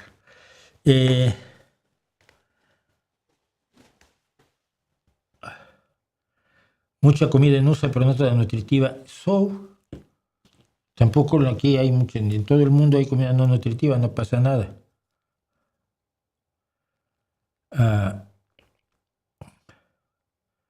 Sobre Mamdani ya se están diciendo que es yihadista, rayan en lo ridículo. Ya lo habían dicho hace mucho. No se dice Macbeth, sino The Scottish Play. No estoy en el teatro. No estoy en el escenario. Cuidado. Si yo estuviera haciendo teatro, se llama The Scottish Play. Si yo estuviera haciendo teatro, no llevaría nada amarillo tampoco. Son algunas de las supersticiones que hay en el teatro. Sí hice teatro en mi juventud también. Y por eso se llama The Scottish Play. Se dice que es de mala suerte decir decir el nombre de la obra de teatro, no así el nombre del personaje, que se dice 700 millones de veces. Creo que la tercera palabra, la tercera palabra de las brujas es All Hail Macbeth, who shall be king. Todos honremos a Macbeth, que será rey, ¿no? ¿Es verdad que hubo judíos que colaboraron voluntariamente con los nazis? Sí, por supuesto. Tanto fuera, en la calle y en la ocupación, buscando salvar el pellejo, como en los campos de concentración, porque era la forma de mantenerte vivo en los capos. Eran los que se encargaban, por ejemplo, de llevar los cuerpos de las cámaras de gases a los crematorios. Y eran judíos que así vivían unos días más, unas semanas más, y luego les tocaba entrar a la cámara de gas. Sí, por supuesto, no es nada raro. ¿Cuál es el sentido de la vida? 4 palabras. 4 palabras y nada más. El que tú quieras. Por sí no tiene sentido, así que el sentido que tenga tu vida es el que tú quieras. 4 palabras. ¿Ves por qué los filósofos se enojan conmigo? Bueno.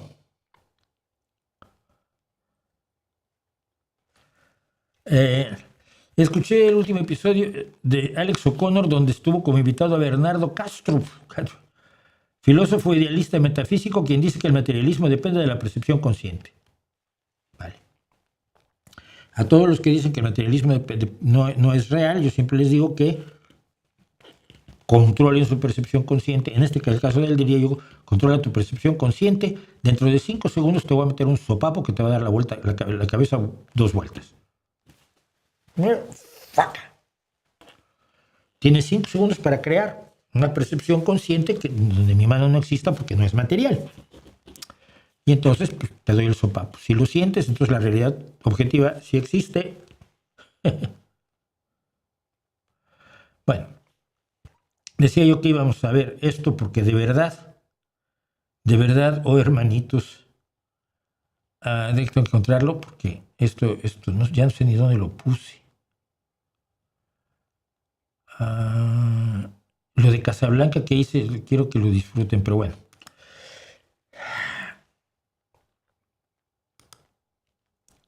No sé dónde tengo esto, pero bueno. YouTube a veces me hace cosas horrorosas. El otro día, hoy en la mañana, me pone una cosa de un señor hablando, arriba y abajo tiene cosas de inteligencia artificial de esas que usan para ahorrarse los ilustradores, ¿no? Y era pues un estadounidense que hablaba más o menos español, entonces de esas personas que casi no se nota que hablan, pero que no tienen un acento demasiado acendrado, pero te das cuenta por alguna cosa que dices, no nació en mi barrio. Bueno, me quedé oyendo en 1 segundo, 2 segundos, 3 segundos, a los 10 segundos dije, madre mía, ¿qué es esto? Y para cuando terminó dije, pero no ha dicho ni una verdad. Entonces me puse a averiguar quién era el señor. El señor, es que madre mía. Aquí empecé. Bueno, el señor es el bisnieto del jefe apache Jerónimo. El jefe apache Jerónimo fue un jefe apache que llevó a cabo la guerra contra México constantemente desde sus reductos en el norte, ¿no? Jerónimo es de qué época, nada más por ubicarnos, por lo que luego cuenta este señor. El apache Jerónimo nació en 1829 y murió en 1909 a los 80 años. Nació en Arizpe, México, claro, luego Estados Unidos se quedó con todo eso, y murió en Fort Sill, Lawton, Oklahoma, Estados Unidos. Bueno, el señor se supone que es su bisnieto. Luego averigüé de dónde habían sacado ese extracto monstruoso que ustedes van a oír ahora. Lo sacaron de esto. Esto es el Toro Televisión. Este programa es El Gato al Agua. El Toro Televisión es la ultraderecha, ultraderechística súper de ultraderecha religiosa en España. Es parte del grupo Intereconomía, propiedad de Julio Ariza, uno de los grandes promotores de la ultraderecha española. Bien. Aquí es donde iba luego Pablo Iglesias a promoverse y a decirle a todo el mundo que era comunista. Luego ya se le quitó decir que era comunista. Bueno. Entonces me voy enterando de que el bisnieto del Apache Jerónimo, don Alfonso Borrego, ha recibido el premio a la hispanidad. Y de lo que dijo aquí es de donde sale esto que ustedes van a oír ahora. Mataron a casi todos los indios los ingleses mataron a casi todos los indios de Plymouth Rock hasta los estados de nombre español. ¿Por qué? Bien, él quiere decir, está mal escrito ahí, Plymouth Rock es la roca de Plymouth, donde se supone que llegaron los primeros colonos que no eran ingleses, eran holandeses, pero bueno. Hasta los estados con nombre mexicano quiere decir hasta el espacio donde había control español que era el norte de México, que ahora es el suroeste de los Estados Unidos. Bueno. Porque llegan a los estados de nombre español, el ejército americano, es el cavalry. Cavalry no, cavalry, la caballería. Llegan allí y se topan con un chiricahua apache. Un chiricahua apache. Los chiricahuas son una de las muchas tribus apaches en guerra entre ellos mismos constantemente, por eso nunca pudieron hacer una federación. Y bueno, este señor tiene ascendencia apache, y como tienen ustedes, pues a falta de apaches, hacemos uno de inteligencia artificial. Vale. Arriba de un caballo a pelo con un rifle. Y dicen, ¿quién les dio rifles y caballos? Pues, ese es Jerónimo, por cierto. Ese es el verdadero, genuino y único Jerónimo. ¿Quién les dio rifles y caballos? Apunten. Don Juan de Oñate, el que metió la expedición y compartió todo con los indios, vivía con nosotros. Mentira, falso, inexistente. No es cierto. Apenas tuvo cruce con los chiricahuas apaches. Nunca vivió con ellos, pero vamos a ver quién era el señor. Pero aquí ya es un héroe. Él le ha dado a los indios caballos y rifles. Que los españoles nos dejaron todo a nosotros. Todos los pueblos todavía están, pero en reserva. Ya no están en sus propias tierras. Sí. Aquí es un lío. Todos los pueblos indígenas originarios fueron metidos en reservas por parte de los Estados Unidos, no de los ingleses. Porque para cuando pasa eso, Inglaterra no pintaba allí, ya era un país independiente, desde 1776. Cosa que a él, que se supone que es historiador y premio de la hispanidad, parece que le pasó de noche. Te vas a los países de nombre español. México, ahí están los indios. Nicaragua, Belice, ahí están los indios. Centroamérica, Costa Rica, Panamá. Vale. La hipótesis es que en los lugares que fueron conquistados por los españoles sigue habiendo una población indígena importante. Es muy interesante que mencione a Belice porque Belice era una colonia británica. En Belice se habla inglés, pero no se dio cuenta. Ahí están los indios. No estaban los ingleses, no hay indios. ¿Quién los mató? ¿Dónde estaban los ingleses? Pelos. No estaban los indios. ¿Quién los mató? Pues mira, seguro que fueron los ingleses, porque los ingleses son re malos, ¿no? Por ejemplo, por eso ya no hay gente hindustana en la India, ¿no? En la India los mataron a todos. En Sudáfrica mataron también a todos. No hay un solo sudafricano originario. En Pakistán, en Nueva Zelanda, en Australia. Bueno, primero que nada es una mentira que los ingleses hayan matado a todas las poblaciones originarias donde se asentaron, que colonizaron, que conquistaron a sangre y fuego igual que los españoles hicieron con América. No, nunca le dieron un trato del todo bueno a los indígenas, pues no, porque eso es lo que hacen las colonias, ¿no? Pero de pronto a este señor se le olvida que hubo una cosa que se llama la catástrofe demográfica. Que el 80% de la población indígena de los territorios conquistados por los españoles y portugueses desapareció en 100 años. 80%. Obviamente no fue que los mataron a todos, como suelen decir los indigenistas. ¡Ay, los españoles los masacraron a todos! No.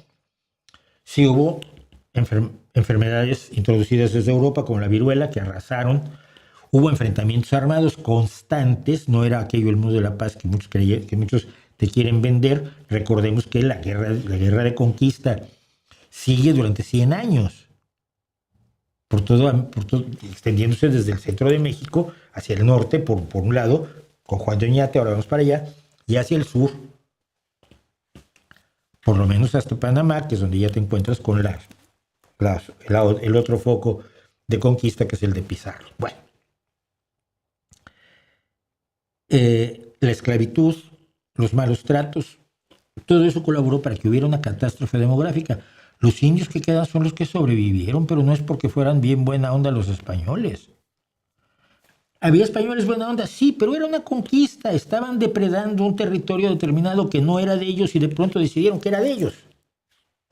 Lo han hecho todos. No creo que estemos para criticarlo en la medida en que todo el mundo hizo lo mismo en esa misma época. Y mucho después lo hicieron otros aún peor, los franceses en Indochina, toda Europa en África durante el siglo XIX, lo hemos contado aquí, cómo se dividió África. Bueno, o sea que ahí están todos los indios, no, están muy poquitos, que fueron los pocos que quedaron. Pero ay, amigo, Juan de Oñate le dio caballos y rifles a los indígenas. Pues qué bueno que Juan de Oñate le dio eso a los apaches Chiricahua. Si es cierto, que nadie sabe, no creo que sea cierto, no encontré datos que lo indicaran que sea cierto, porque mira, el 5 de abril de 1526, el rey Carlos I de España expidió una orden para que a los indígenas no se les permitiera tener, en Nueva España, para que a los indígenas no se les permitiera tener caballos, mulas ni armas, con penas muy severas para quien lo hiciera, incluida la pena de muerte.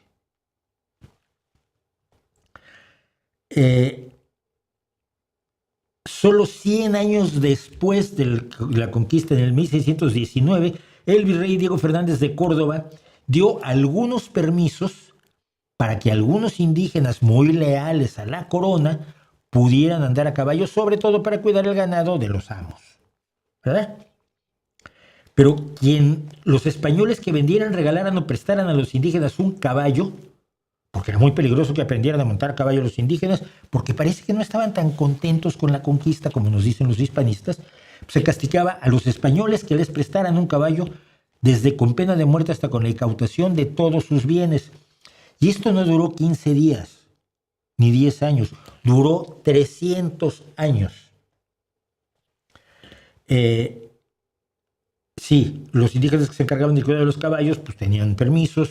Los caciques indígenas, que eran intermediarios entre los nativos y los españoles, como los judíos, que eran intermediarios, así, recibían privilegios como montar a caballo, pero los indígenas no podían tener lanzas.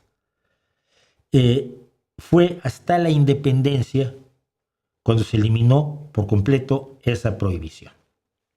¿Ok? Entonces, muy contradictorio que el Carlos I prohíba que les den a los indígenas caballos y armas, y que luego Juan de Oñate le ande dando rifles a los Chiricahua. Bueno, sí, en el siglo XVII ya probablemente, no lo sé, porque mira, el problema es el siguiente. Juan de Oñate era el adelantado. Juan de Oñate era una puta bestia, como es normal que fueran todos en ese momento. Juan de Oñate, nacido en el reino de Nueva Galicia en 1550 y muerto en 1626 a los 76 añitos, fue el que exploró y conquistó el reino de Nuevo México. Fue gobernador y capitán general de dicho territorio y exploró las grandes llanuras, donde luego los estadounidenses harían la masacre de los indígenas de las grandes llanuras, y el río Colorado. Vale. Pero entonces, por lo que más se recuerda a Juan de Oñate, aquí, es el retrato oficial. Yo no sé si tiene un poco de mala hostia o no tiene un poco de mala hostia, pero tiene la cruz de Calatrava y toda la onda, pero bueno. Es Juan de Oñate. Bueno. Juan de Oñate es sobre todo recordado por la masacre de Acoma, una expedición punitiva de los conquistadores españoles mandados por Oñate, aunque él no estaba presente, contra el pueblo Acoma, uno de los pueblos indígenas estadounidenses. Deja ver si me acuerdo, si te digo quién. Que lo vi esta mañana, esto lo preparé a toda velocidad. El pueblo de Acoma es una tribu de India del grupo de lenguas querezanas y cultura pueblo de Nuevo México. Ya no eran apaches. En enero de 1599, por la muerte de 12 españoles, Juan de Oñate mandó a uno de sus sobrinos a hacer una masacre que resultó en la muerte de 500 hombres y 300 mujeres y niños de Acoma, después de una batalla de 3 días. De los Acoma que sobrevivieron al ataque, muchos fueron sentenciados a 20 años de esclavitud y un grupo de ellos, entre 24 y 80, según distintas fuentes históricas, fueron condenados a que les cortaran el pie izquierdo. Como que es un poco distinto de lo que nos está presentando el hijo de su Jerónima, ¿no? Poquito distinto. La masacre hoy sigue siendo un tema delicado entre los habitantes entre los indígenas pueblo. Porque al parecer estos indígenas que no son tan dóciles como los que nos venden los hispanistas, que ¡ay, estaban los indígenas! ¡Ay, qué bueno que vinieron! Y nos enseñaron quién era Dios y eran bien simpáticos. Y uy, nos daban caballos y rifles y todos estos cuentos que cuentan. Estos descendientes de indígenas, con esta estatua de Juan de Oñate, pues parece que no eran tan dóciles, porque ya durante el 400 aniversario de la fundación de la colonia española en Nuevo México en 1998, un grupo de Acomas cortó el pie derecho de una estatua de Juan de Oñate en Alcalde de Nuevo México. Posteriormente emitieron un comunicado. Nos tomamos la libertad de amputarle el pie derecho a Oñate en nombre de nuestros hermanos del pueblo Acoma. El pie fue reemplazado ese mismo año por las autoridades. El 21 de abril de 2007 se erigió una estatua de 5,5 metros de Oñate, la estatua ecuestre de bronce más grande de Estados Unidos, en El Paso, Texas. Miembros de la tribu Acoma fueron a la ceremonia y protestaron contra la construcción de la estatua. Esta gente, perdón, me salté unos antes, no, puse los mismos. Tenía yo otra foto, perdón. Finalmente, ya en el 2020, Albuquerque decidió retirar la estatua del conquistador español Juan de Oñate, porque los indígenas de por allí como que no le tenían el cariño que le tiene el nieto al que los nazis españoles le dan premiecitos. Pero no es que yo diga, o que, uy, el chisme, dicen que Juan de Oñate era muy malo. No. La brutalidad de Juan de Oñate contra los indígenas de Nuevo México fue tal que los informes que llegaron al virreinato obligaron a que se llamara a Juan de Oñate a presentarse a juicio y a explicarse. En 1613, Juan de Oñate se presentó para enfrentar las acusaciones de usar una fuerza excesiva contra los Acoma, además de otros muchísimos cargos como el asesinato de 2 capitanes, encubierto falsamente, de ejecución, y fue juzgado y condenado por el gobierno virreinal, no por los malvados otros. Fue juzgado y condenado por crueldad con los indígenas y colonos de Nuevo México, procesado por sus crímenes, exiliado, multado, privado de sus títulos y desterrado de Nuevo México a perpetuidad. Nuevo México que había descubierto y conquistado, y de la Ciudad de México durante 4 años. Ese era el Juan de Oñate del que los hispanistas nos vienen a contar que era bien buena onda porque le daba rifles y caballos a los Chiricahua apaches. Y simplemente por tenerlo claro, porque yo creo que ni eso es cierto, el rifle se inventó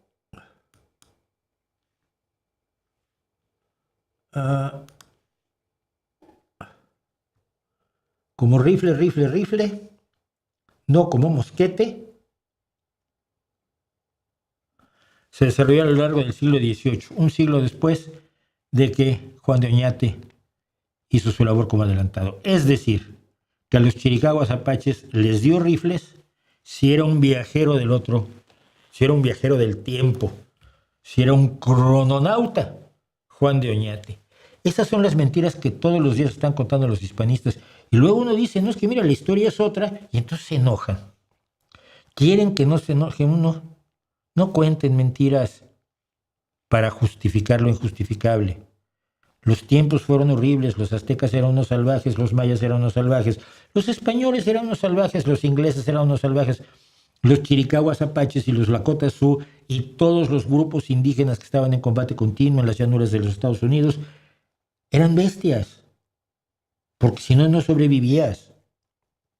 Y se conquistaban entre ellos, y el que podía más conquistaba más, y cuando pudo conquistar mucho España, conquistó mucho. Ni llorar en un indigenismo bobo por pídeme perdón por lo que hicieron tus tatarabisabuelos a mis tatarabisabuelos, que es absurdo, ni todo fue un jardín de rosas. ¿Qué me dicen? Escotado se definía como socialdemócrata, y a mí qué me da. Escotado era un filósofo que consumía cantidades industriales de drogas, ¿no? Defendía el mundo real, la experiencia de las ideologías imaginarias, y eso lo hace cualquiera. A ti te parece admirable porque era filósofo, y como hay filósofos idealistas, si te encuentras un filósofo materialista que coincide con tu visión del mundo, de pronto te parece que, oh, wow, qué importante que él piense lo mismo que pensamos todos los seres humanos normales, que el mundo real es real y que es muchas veces independiente de nuestra percepción subjetiva. Admiramos en los filósofos patochadas que cualquiera te puede decir si lo paras en la calle y le preguntas. ¿Por qué? Porque estamos acostumbrados a que los filósofos digan lo que sea. El amor no existe. El amor sí existe. Pues a ver, arguméntalo, demuéstralo. No. El amor no existe. No puedo demostrarlo, pero puedo argumentarlo. Se puede argumentar lo que sea. Hay argumentaciones en favor de la esclavitud, hay argumentaciones en favor de la pena de muerte, hay argumentaciones en favor de la inferioridad de la mujer, hay argumentaciones en favor de la inferioridad de las razas de los grupos humanos con piel de tono más oscuro respecto a los grupos humanos con piel de tono más claro. Argumentaciones sobran. Nos impresionan los filósofos que piensan como nosotros, y esos nos parecen buenos filósofos. Como los músicos de rock, las canciones que expresan aquello que nosotros ya sentíamos antes nos parecen buenas, pero al menos lo hacen con una calidad artística, con una aportación estética, con una visión poética, con un juego musical que enriquece, fortalece, llena de más realidad aquellos sentimientos que nosotros ya teníamos. No nos gustan las canciones de amor que cantan amores que no nos gustan a nosotros, ¿no? El de pégame y déjame, abandóname llena de hijos, ¿no? Pues las feministas te dicen, no, esa canción no me gusta. En cambio llegan las tradwives del sur de los Estados Unidos, ay sí, qué bonito, que me pegue más veces. Te gusta el arte que te habla a ti de cómo eres tú, pero el arte enriquece, la filosofía no. El filósofo que más te gusta es un filósofo que piensa lo que tú ya pensabas antes. Que a veces lo puede decir de maneras originales o agudas, sí, pero nada más. Te da por tu lado. No que se proponga darte por tu lado. Tú lees a 20 filósofos y eliges a los que te dan por tu lado. Entonces, eso de admirarlo porque defendía el mundo real y la experiencia contra las ideologías imaginarias, pues, so what? Eso lo hace Pepe el Carnicero, que me cae mejor que los filósofos. La reacción de los conservadores ante Mamdani es exagerada, sí, porque lo exageraron diciendo que era un comunista, ¿no? El otro día, The Daily Show tiene a Jon Stewart en primer lugar, pero tiene una comediante brutal que es Daisy Liddick, y fue con el vicepresidente del Partido Comunista de los Estados Unidos. Oye, Mamdani es comunista. Y este dice, no. ¿Pero por qué? Ustedes son comunistas, ustedes sabrán quién es comunista y quién no. No, no es comunista por esto y esto y esto. El líder, el segundo líder del Partido Comunista de Estados Unidos, explicando por qué no es comunista Mamdani. Ay, bueno.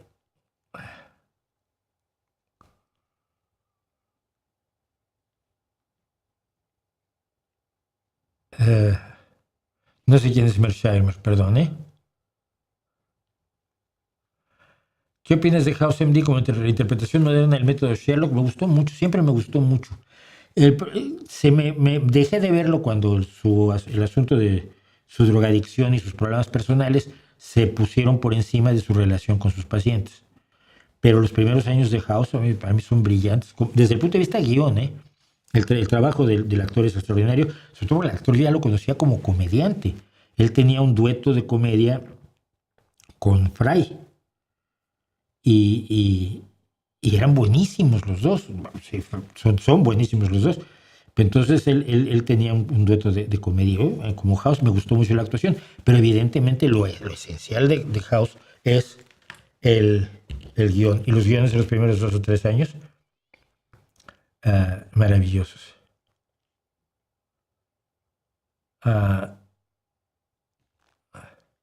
No tengo idea de muchas de las cosas que me preguntan, pero no me va a dar tiempo de hacer demasiado. Entonces, podemos decidir si hablo de...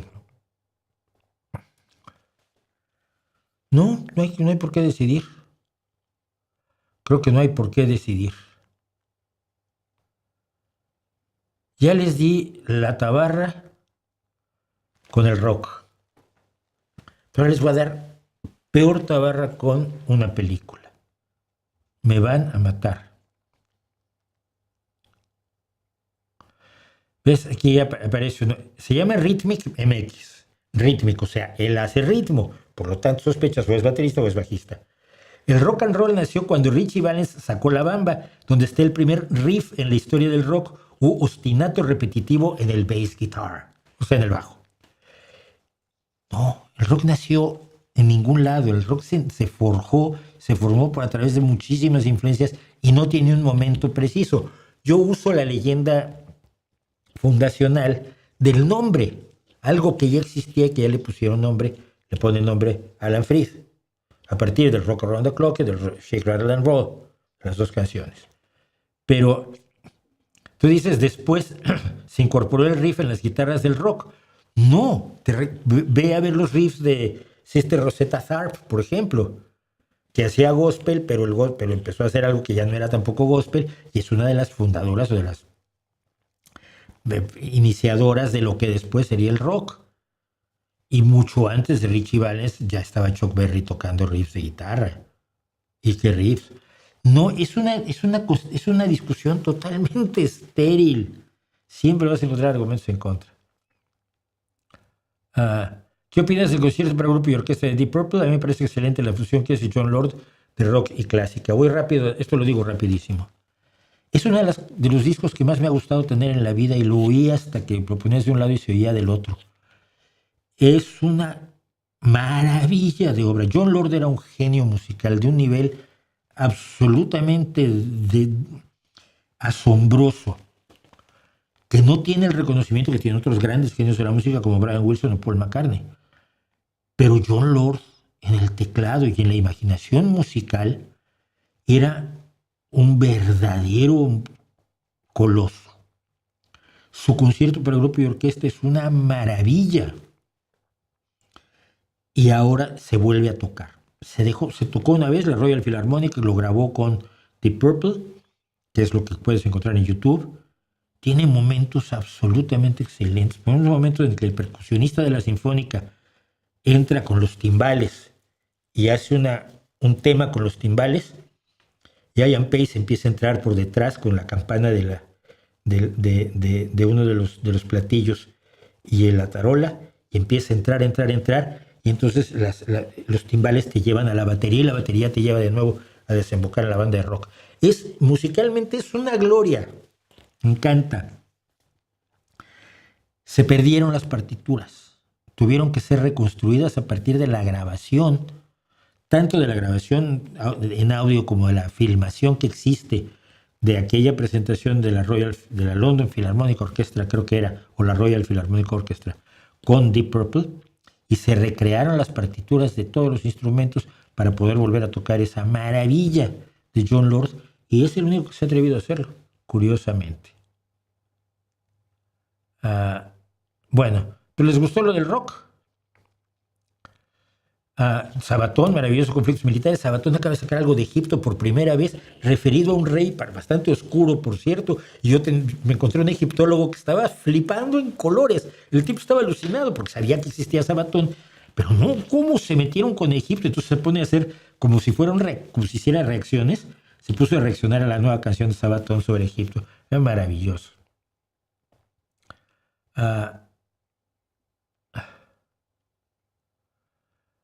¿Qué? ¿Está la banda Yes en su lista de bandas de rock progresivo pretenciosas? No, no los llamé pretenciosos con intención. Era simplemente que tenían ya un nivel de una visión de la música distinta a la que tú tienes cuando aprendes la guitarra con tus amiguitos. Cuando teoría musical, yo teoría musical sé poca, mal, y la aprendí muy tarde. No es lo mismo cuando vas al conservatorio y te enseñan teoría musical correcta, ¿no? Entonces, pero no, Yes es maravilloso y Wakeman es maravilloso, y yo no tengo que opinar lo que la gente suele llamar consumismo, que hay mucho de postureo en ello también. ¿Estamos abandonados al arbitrio del libre mercado? No creo que lo estemos. Creo que compramos lo que queremos y lo que necesitamos. Lo que pasa es que cuando los ricos quieren cosas, son ambiciosos. Cuando los pobres quieren cosas, son consumistas. No me jodan.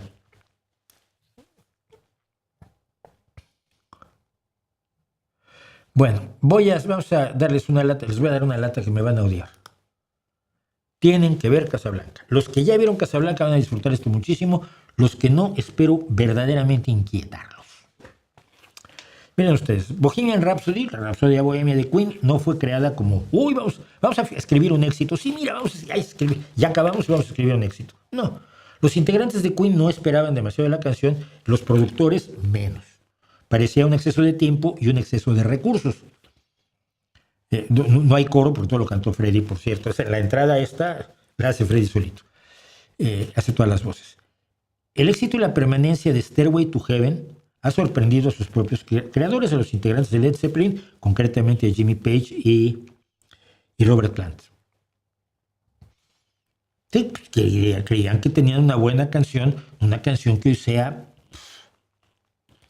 uno de los cumbres del rock, que se sigue escribiendo, es cierto que en algunas tiendas de guitarras te prohíben probar una guitarra con el primer riff de Stairway to Heaven. Es una historia que se repite con mucha frecuencia en obras en las que además el azar y los elementos aleatorios, accidentes y aspectos inesperados confluyen para sorprender a sus propios creadores al convertirse en piezas fundamentales de la cultura. Mucho de lo que vimos, ¿qué quisieron decir? Mira, ¿cómo pensaron meter esto? No lo pensaron, ocurrió que estaba por ahí, pasaba por ahí un amigo suyo y les dijo, mira, pues yo te toco la guitarra aquí, y resulta uno de los elementos clave de la guitarra. Los creadores no suelen esperar estar haciendo genialidades, están haciendo su trabajo. Y esa es la historia de mi película favorita, Casablanca. Si no ha visto usted Casablanca, no va a entender esto, vaya a verla y regrese. Vale la pena. La película vale más la pena que esto, obviamente. De hecho, si esto sirve para que usted vea, Casablanca ha ganado mucho y esta publicación habrá cumplido su misión. Empecemos. Para su director, que es el que aparece aquí arriba a la izquierda, Michael Curtiz,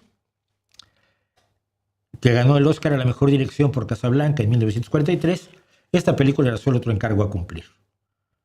Un encargo que también ganó el Oscar a la mejor película en 1943. Bogart, que está abajo a la derecha, caracterizado como Rick Blaine, aceptó el papel con poco entusiasmo. Le molestaba muchísimo, entre otras cosas, que Ingrid Bergman, su contraparte, esta mujer de una belleza absolutamente sobrecogedora y un talento actoral muy superior a la enorme belleza que tenía, era 2 centímetros más alta que él. Ella medía 1,75, él medía 1,73, así que toda la película se la pasó caminando sobre cajas de madera o con unos zapatos especiales que le hicieron para compensar la diferencia, porque ¿cómo iba a ser posible que el galán fuera más bajito que la dama? Paul Henreid, que es el que está abajo a la izquierda, que es el que hace el papel del marido de Ingrid Bergman, Dios mío, ya le hice pequeña, pobrecilla. Solo aceptó el papel porque le amenazaron con cancelarle su contrato con la Warner si no lo aceptaba. El set principal, el interior del Café de Rick, donde ocurre toda la película, era un reciclaje reciclaron un set que habían construido para una película que se llama La Canción del Desierto, de la cual no se acuerda casi nadie. El compositor de la banda original, al que vemos aquí arriba con su pianito, Max Steiner, no quería tener que trabajar sobre la base de la canción As Time Goes By. Era una canción que le parecía muy limitadita. Sí, la canción base de Casablanca, You Must Remember This, a kiss is just a kiss. Y él quería componer su propia canción para hacer sobre esa la banda musical. Y le dijeron que no había dinero, no había tiempo y que tenía que trabajar sobre esa canción que no le gustaba tanto. Era una de más de 30 películas que la Warner produjo en 1942 y nadie pensaba que sería un éxito. Mucho menos que sería un clásico. Una película esencial, una película que se estudia sin cesar desde entonces como una de las cumbres del arte cinematográfico, que es lo que es. Yo empecé a profundizar en Casablanca cuando hice un intento en convertirme en guionista de Hollywood. Sí, también quise hacer eso. Tenía yo un socio estadounidense, Lou Green, que había colocado el guión de Never Talk to Strangers, no hables con extraños, una película de Rebecca de Mornay y Antonio Banderas en 1995. Fíjense cuánto tiempo ha pasado. Y entonces Lou tenía las puertas semiabiertas en Hollywood y nos conocimos y comenzamos, teníamos ideas, pero entonces él dijo que para trabajar juntos yo tenía que ir a Los Ángeles, donde él vivía y me dio casa y todo, a tomar el legendario seminario de guión que impartía y creo que sigue impartiendo Robert McKee. Así que conseguí los recursos, tenía dinero de milagro y me fui a tomar el curso de guión. McKee es un enamorado de Casablanca y a través del seminario fui descubriendo las muchas capas de la película, detalles que la hacían enorme. No voy a contar todos aquí, me podría pasar horas hablando de Casablanca.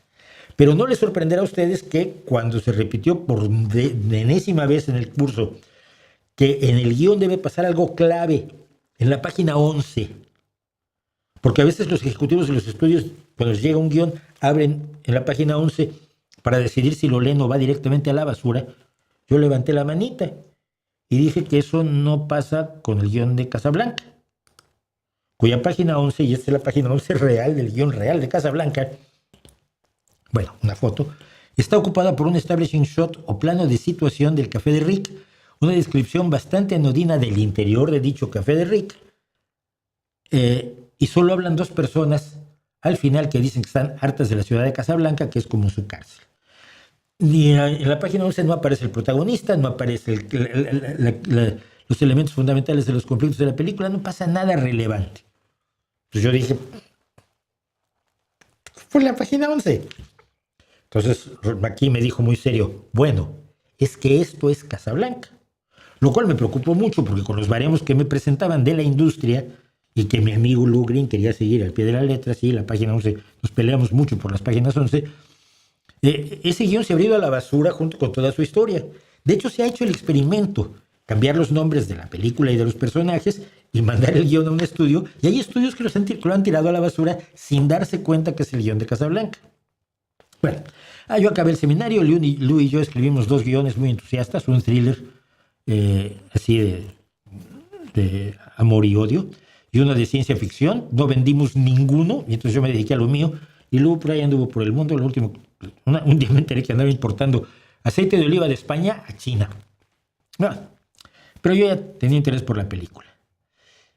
Y este interés en la película aumentó en cierta ocasión cuando, antes de que existiera internet, teníamos los BBS, los Bulletin Board Service o tablones electrónicos, y ahí es donde yo empecé a andar en el ciberespacio. Y ahí encontré amigos que siguen siendo mis amigos hasta hoy. La última banda de música que tuve la conocí allí, somos amigos y hasta el día de hoy. Y un día estábamos hablando de cine y descubrimos que uno de los más jovencitos del grupo no conocía Casablanca, no la había visto. Y dijimos, oye, no, mira, vamos a hacerlo. Yo tenía una copia en VHS, sí, es la prehistoria, estamos hablando de la prehistoria.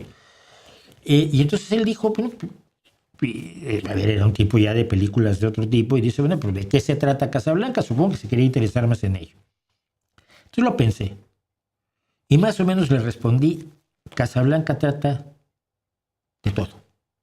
Del amor, de la amistad, de la decencia, de la guerra, de la resistencia, de la miseria humana, de la sinceridad, de la lealtad, del sacrificio, de política sucia y no tanto, de la capacidad de cambiar, de la honestidad, de los principios, de toda la primera mitad del siglo XX, del heroísmo, de la cobardía, de los ideales, del egoísmo, de la entrega, de todo lo humano.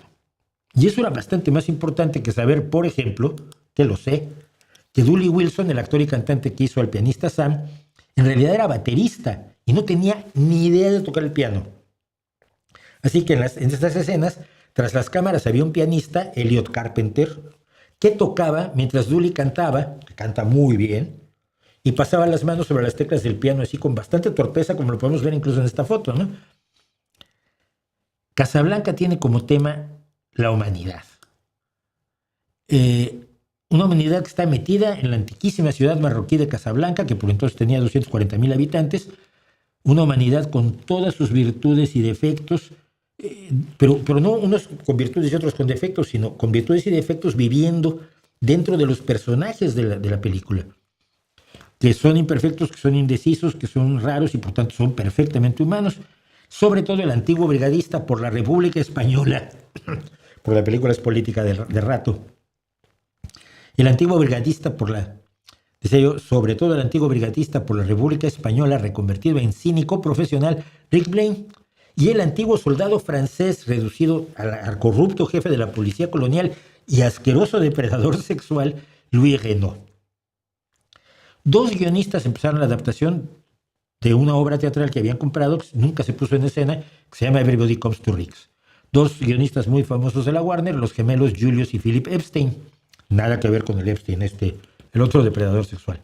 Pero durante el rodaje, y como se empezaban a hacer películas de guerra y necesitaban a guionistas para que hicieran películas de guerra y demás, pasaron por allí otros 5 guionistas. Ninguno de ellos trabajó junto con otro.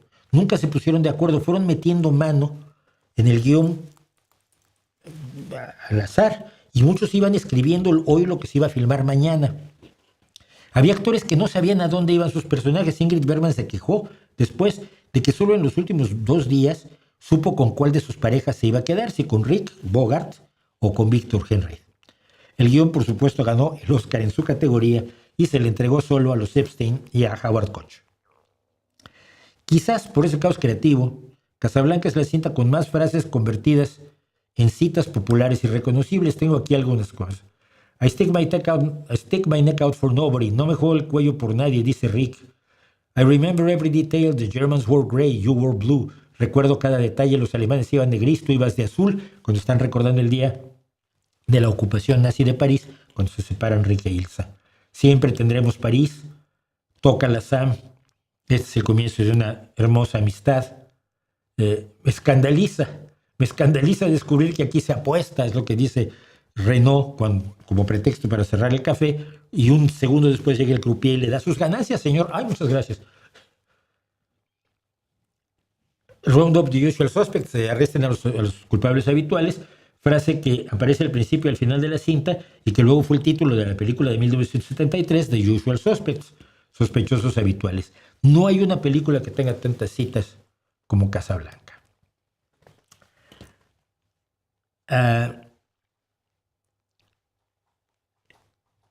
El problema es quién estaba en dónde. Casablanca, vamos a empezar aquí primero.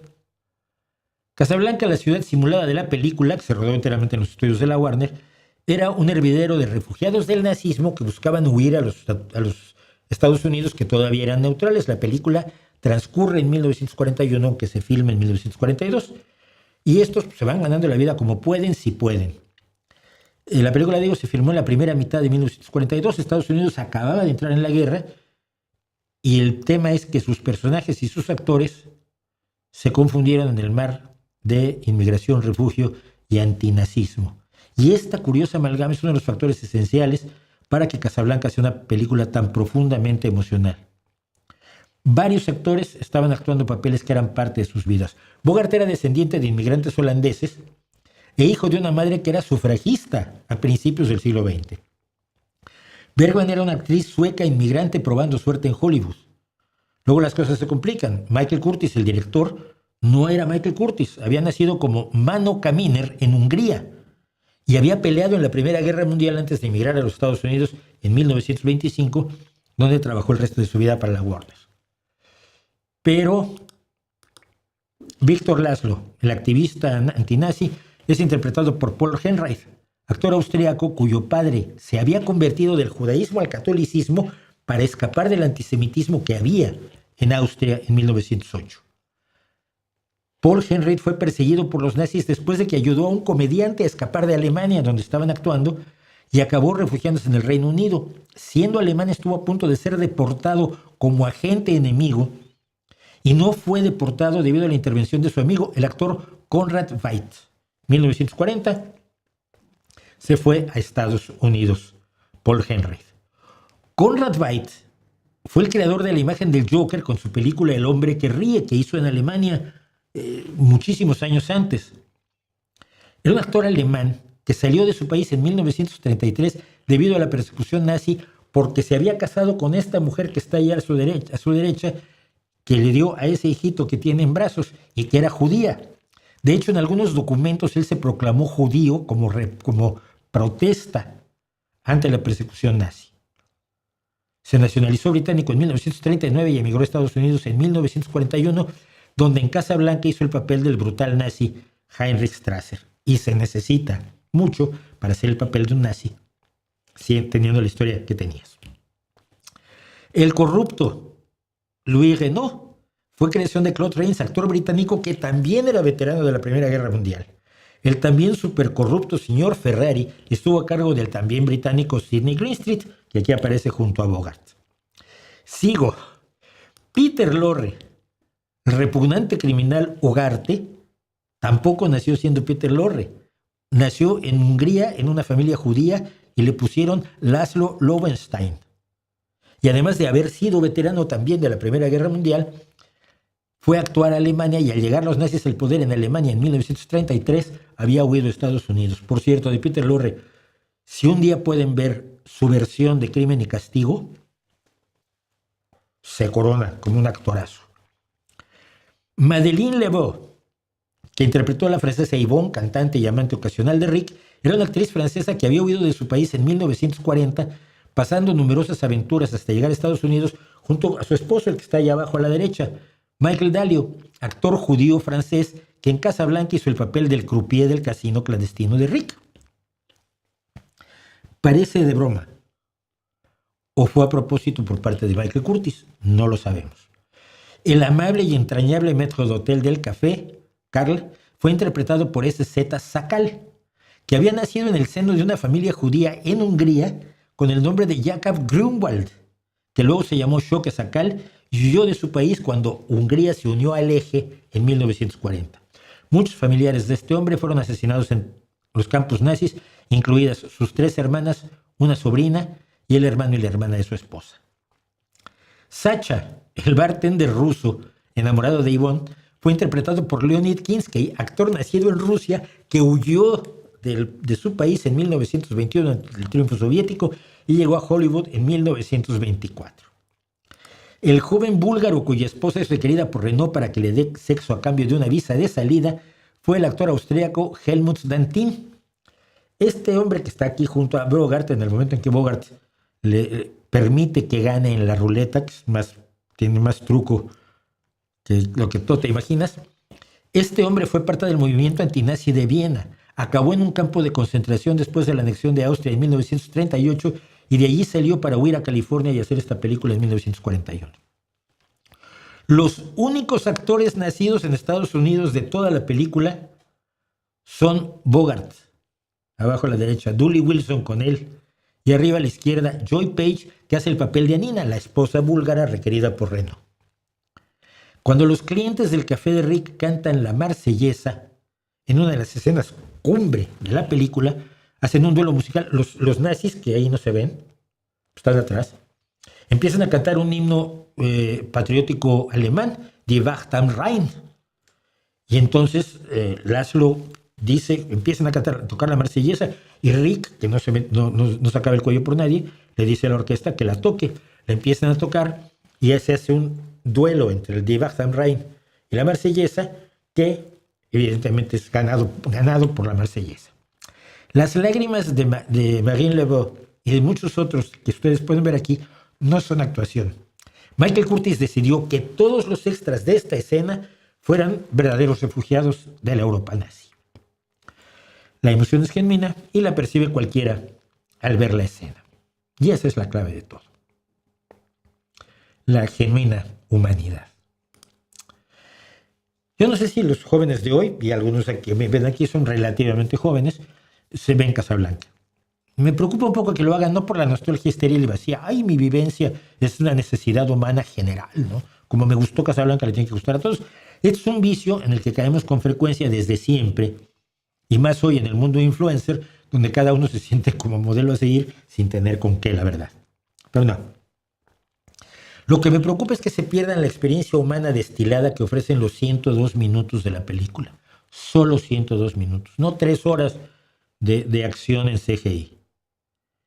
Es una experiencia que en lo racional se puede obtener de muchos otros lugares, de la literatura, de la historia, de la música, pero en su esencia emocional y en su poder de hacernos compartir la vida de otros tan ajenos y tan parecidos a nosotros, solo puede compartirse a través del arte, y el arte es irrepetible. Esto lo decía Antonio Lascano, biólogo mexicano eminentísimo que ha estado en este canal. Dijo, si Newton no hubiera creado el cálculo diferencial e integral, alguien más lo hubiera logrado. De hecho, Leibniz lo hizo. Newton y Leibniz trabajaron paralelamente y siempre fue primero Leibniz, fue primero Newton. Y si no hubiera sido ellos dos, el avance de las matemáticas hubiera hecho que otro lo hiciera. Pero, decía Lascano, si Beethoven no hubiera creado la novena sinfonía, nadie más la habría escrito. No existiría. Yo pienso en clásicos inesperados. Guillaume de Machaut, maestro de la música del siglo XIV, se imaginó que su canción Douce Dame Jolie sería interpretada y conocida y admirada 700 años después. Ustedes la han oído. Douce Dame Jolie. 700 años de éxitos en los primeros lugares de ventas. Creía Shakespeare que su Ricardo III sería asunto de interés mundial más de 400 años después de que escribiera Mi reino por un caballo. Algo me dice, y espero no estar equivocado, que la historia o las muchas historias entrelazadas, tejidas, convertidas en encaje humano de Casablanca, tienen lo necesario para seguirle siendo relevante a muchas generaciones en el futuro. Generaciones que ciertamente están alejadas de los hechos de la Segunda Guerra Mundial o de las peculiaridades sociales, sexuales y de comportamiento de 1942, pero que siguen siendo cercanas a la intensidad de las vidas de estos personajes, interpretados por personas que se les parecían tanto a los personajes. Para mí, volver a ver Casablanca es como volver a escuchar la tocata y fuga en re menor de Bach, o Eleanor Rigby, o ver otra vez El perro semihundido de Goya o El jardín de las delicias del Bosco. Una vez más, algo que hago cada vez que voy a Madrid. Es algo que no envejece, no cansa. No puede envejecer porque lo que representa no es asunto del tiempo. Somos ustedes, yo, todos nosotros, los mismos humanos que pintaron la cueva de Altamira, los que hicieron Roma, los del Imperio Mexica, los del Barroco, los españoles conquistadores y los de Casablanca. Y estas obras sobreviven porque son profundamente humanas. Así que si usted no ha visto Casablanca, debería verla.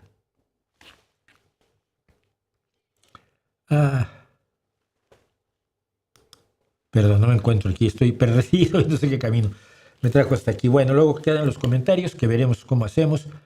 Los trabajos filosóficos de Antonio Gramsci los usan por igual políticos marxistas que los más rancios libertarios. ¿Y qué? ¿Los usan para qué? ¿Hacen el bien? ¿Resuelven problemas de la humanidad? ¿O se la viven jugando en las ideas de la hegemonía? El que uses las ideas de Marx no quiere decir que sean útiles. El que uses las ideas de Heidegger no quiere decir que sean útiles. Nazis, comunistas, el que uses las ideas de Dugin para atacar Ucrania. Ese es el problema con la filosofía. Que son ideas que sin validarse razonablemente en un entorno que nos permitan asegurarnos que tienen cierta validez real, que lo que dicen es verdad, se usan. Así se usó Aristóteles durante 1500 años. Y el avance de la ciencia y la tecnología se vio bastante retenido por ello. Ay, pero Aristóteles es muy importante. No tenía puta idea de nada. Salvo sus observaciones, en algunos casos que hace un poco de ciencia, por ejemplo, con los embriones de pollo. Y salvo cuando hay observaciones agudas como las de la poética, que no tienen nada que ver con el mundo real, sino con la construcción de la ficción. Pero todo lo demás que dice está equivocado, Aristóteles. Que vas a crear la República de Aristóteles ahora, una mierda de república, ¿eh? Era absolutamente inaceptable. Tú no vivirías en la República de Aristóteles. Ay, pero era un gran filósofo. Vale, entonces vivirías en el comunismo soviético del marxismo-leninismo. No, pero Marx era un gran filósofo. No me jodan. En serio, crezcan, piensen. El que alguien piense cosas que a ustedes les gustan no los vuelve grandes pensadores a ellos. Los grandes pensadores finalmente son lo bastante humildes como para primero probar si sus ideas funcionan antes de aplicárselas a miles y millones de personas. Por favor, ya Augusto Guzmán, calma un poco, ya pasó. Diga lo que diga yo, los filósofos seguirán siendo importantes y viviendo sin trabajar, embaucando gente, vendiendo libros, sintiéndose importantes y disfrutando que otros que no se ponen a pensar los consideran importantes. Así que en mi opinión no te debería importar.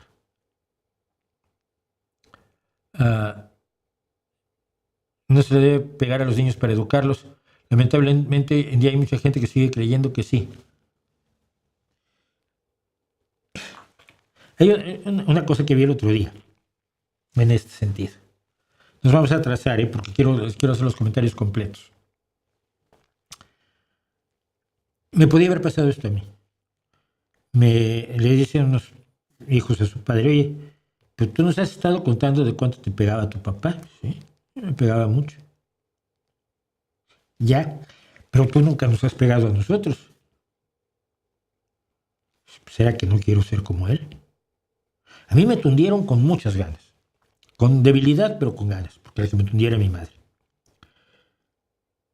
No puedo pegarles a mis hijos simplemente. ¿Por qué?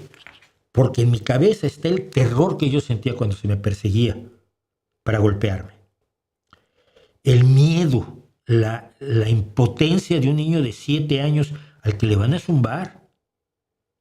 Si yo me acuerdo de eso, es evidente que no puedo generarle lo mismo a un hijo. No, el dolor y el golpe no crean carácter, crean resentimiento. Y ese resentimiento vive contigo toda tu vida. No le puedes hacer eso a un menor. Sea o no tu hijo, ya te lo digo. Pero bueno, más siendo tu hijo.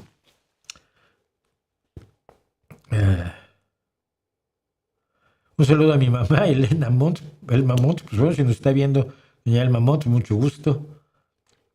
Mejores deseos, agradecería su trabajo.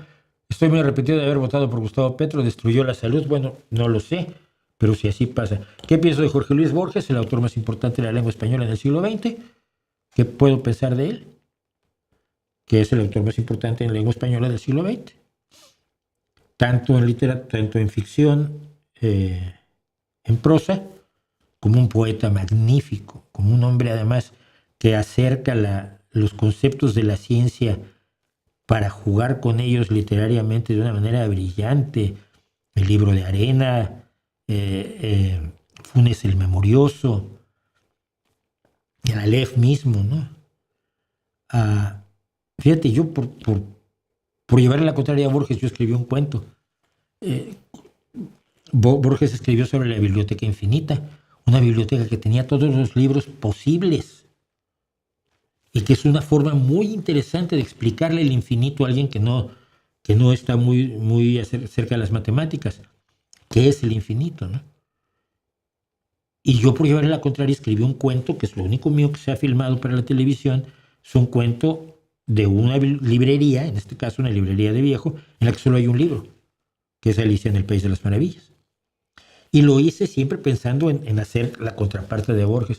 Yo creo que Borges es lo más importante que ha ocurrido en el español en muchos años,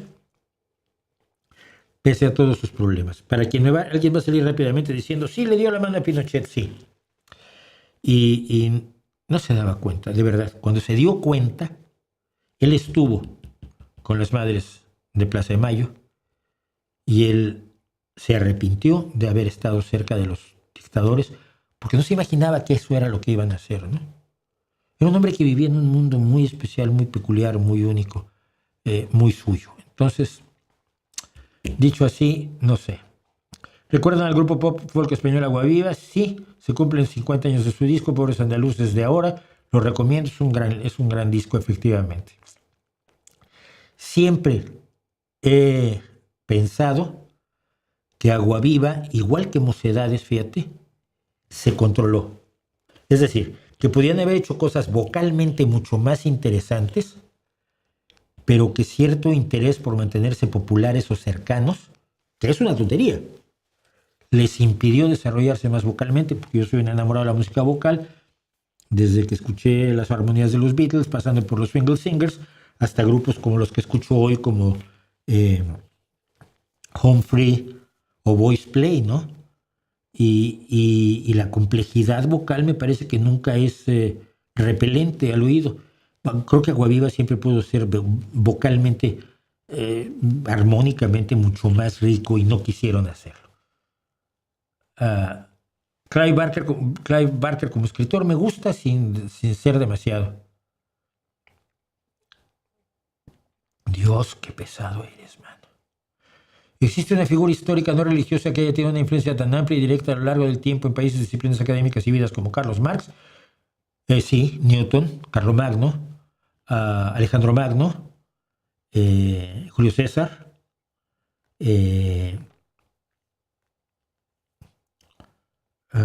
Enrique VIII, Lutero mismo. Bueno, no, Lutero es religioso, sí. Gengis Khan. De veras, cálmate.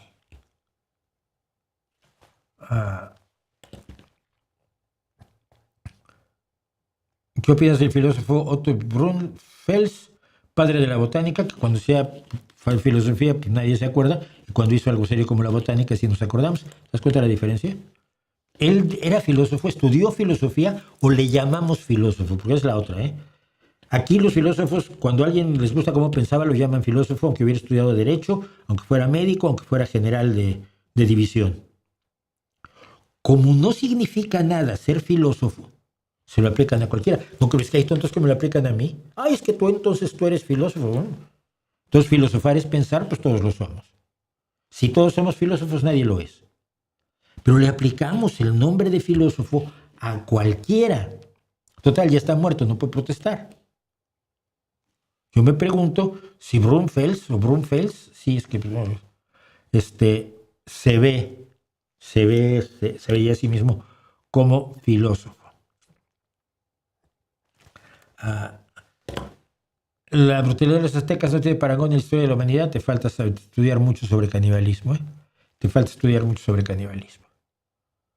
O sea, eran antropófagos, sí, pero hay niveles de canibalismo. Busca lo que es el Kusu y vas a ver que tu idea está de eran los peores. No, no existen los peores. Son cosas que nos contamos para estar tranquilos y es un error. Es un error. Bueno, hasta aquí voy a dejarlo porque vamos a ver los comentarios y demás que tuvimos el día de hoy. Si logro encontrarlos en esta panoplia de líos que tengo en este lugar desde el que controlo supuestamente todo lo que aquí pasa. Estos son finalmente los comentarios temerarios del día de hoy.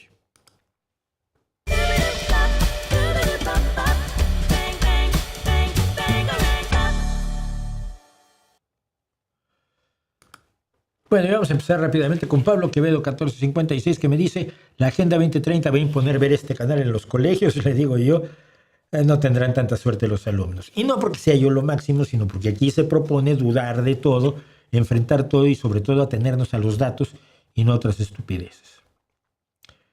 Me van a perdonar, pero está llegando un mensaje y tengo que cortar durante un segundo, pero regresamos inmediatamente. No se vayan.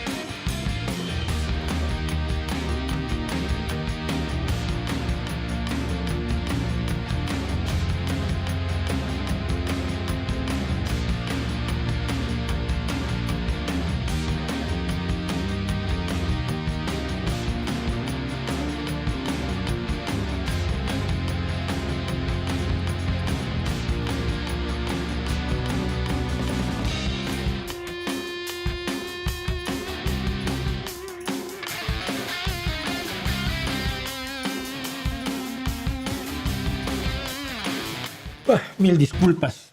Siempre trato de tener fuera de las cuestiones de trabajo cuando hago el streaming, y de hecho hasta ahora, durante 258 semanas, conseguimos que no interfiriera, pero esta vez sí era imposible, absolutamente imposible, huir de estas cuestiones de trabajo. Sigo. Néstor Magnus, ese se mandó, pero tengo que responderlo porque resume mucho que recibí sobre el meterme con Byung-Chul Han. Miren, meterme con Byung-Chul Han, meterme con Alex Lora y meterme con Maradona ha tenido más o menos la misma reacción por parte de la gente. O sea, salen fanáticos en vez de salir gente que analiza las cosas racionalmente. Dice Nestorio Magnus, Byung no merecía ese premio, de acuerdo. Yo nunca dije eso, ¿eh? No sé con quién estás de acuerdo, conmigo no. Yo no sé si mereció el premio. Dice obviedades, sin duda. Es elemental y por tanto facilón, por supuesto. Pero negar que estamos en una sociedad del rendimiento, de la hiperproducción y que el neoliberalismo se impuso, me parece harto contradictorio para este canal que tanto denuncia las horribles argucias del libre mercado y las tremendas inequidades existentes. En su terco afán de emprender una cruzada contra la filosofía, madre, tócate los plines. Justamente filosofando, sí, ya sabía yo que íbamos a acabar en esto. Schwartz incluso llega a contradecirse. Seguro que se molesta si llega a... Te halagas mucho. Seguro que se molesta si llega a leer esto y probablemente me reducirá a la categoría de enojadito o de ignorante. Eso es aparte. Lo que tal vez no sepa es que lo sigo y lo admiro por su maravillosa gesta de abrir los ojos a la gente. En últimas, por ser un excelente filósofo de la ciencia pese a sí mismo. Sí, yo soy filósofo, entonces Pepe el Carnicero lo es y entonces no le des importancia a Byung-Chul Han. Pero bueno, veamos qué le respondí. Digo, yo no tengo ningún problema si me pruebas que estamos en una sociedad del rendimiento, de la hiperproducción y que el neoliberalismo se impuso. Lo que no acepto es que me digas que negarlo es contradictorio sin demostrarlo. Y lo siento.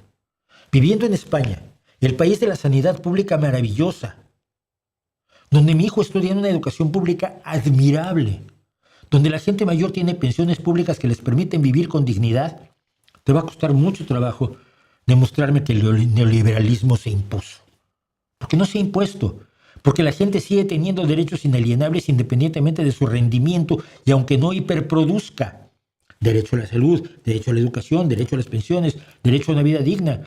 Todas las tuyas y las de Byung-Chul Han son fantasías clase medieras de criptobro. Ahora, ya que caigas en la memez de decir que como pienso me dedico a la filosofía, revela que no has visto los vídeos donde hablo sobre filosofía y por qué esa equiparación es tramposa, boba y chupa filósofos. Que yo piense que quien diga que obtiene conocimiento especulando ciegamente es un charlatán, no me equipara a esa charlatán cuyas memeces puedo demostrar. Puedo demostrar que Aristóteles se equivocaba, fácil. Puedo demostrar que Marx se equivocaba, fácil. Puedo demostrar que Dugin se equivoca, fácil. Puedo demostrar que Byung-Chul Han se equivoca, me tomó unos minutos. Pero ya que me llamas terco y me acusas de una cruzada solo por no adorar a los dioses de pies de barro de la filosofía y asegurando lo que me molesta o no, de ver te autohalagas mucho, pensando que me puedes molestar, o sea, en serio. Lo menos que espero es una disculpa. Pienso sin ser filósofo y eso precisamente es una gran refutación de toda la basura filosófica. Ya me gustaría que pudieras haber defendido al Coelho coreano con algún argumento que tuviera cierta solidez y menos ataques personales, ¿no? Pero bueno.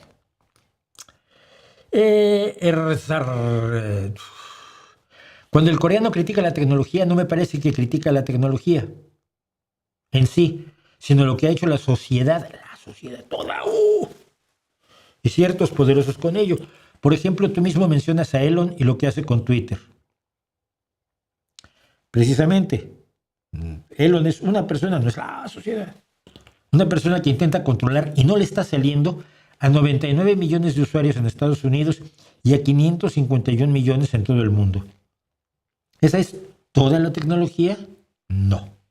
De nuevo, toman un ejemplo, se llama falacia de cherry picking, y quieren vender que así es todo el mundo, sin plotes, sin complejidades, sin contrapesos. Todos son parte de la masa sin cerebro, salvo ustedes, que se dan cuenta. Conspiranoia a nivel kinder, en serio.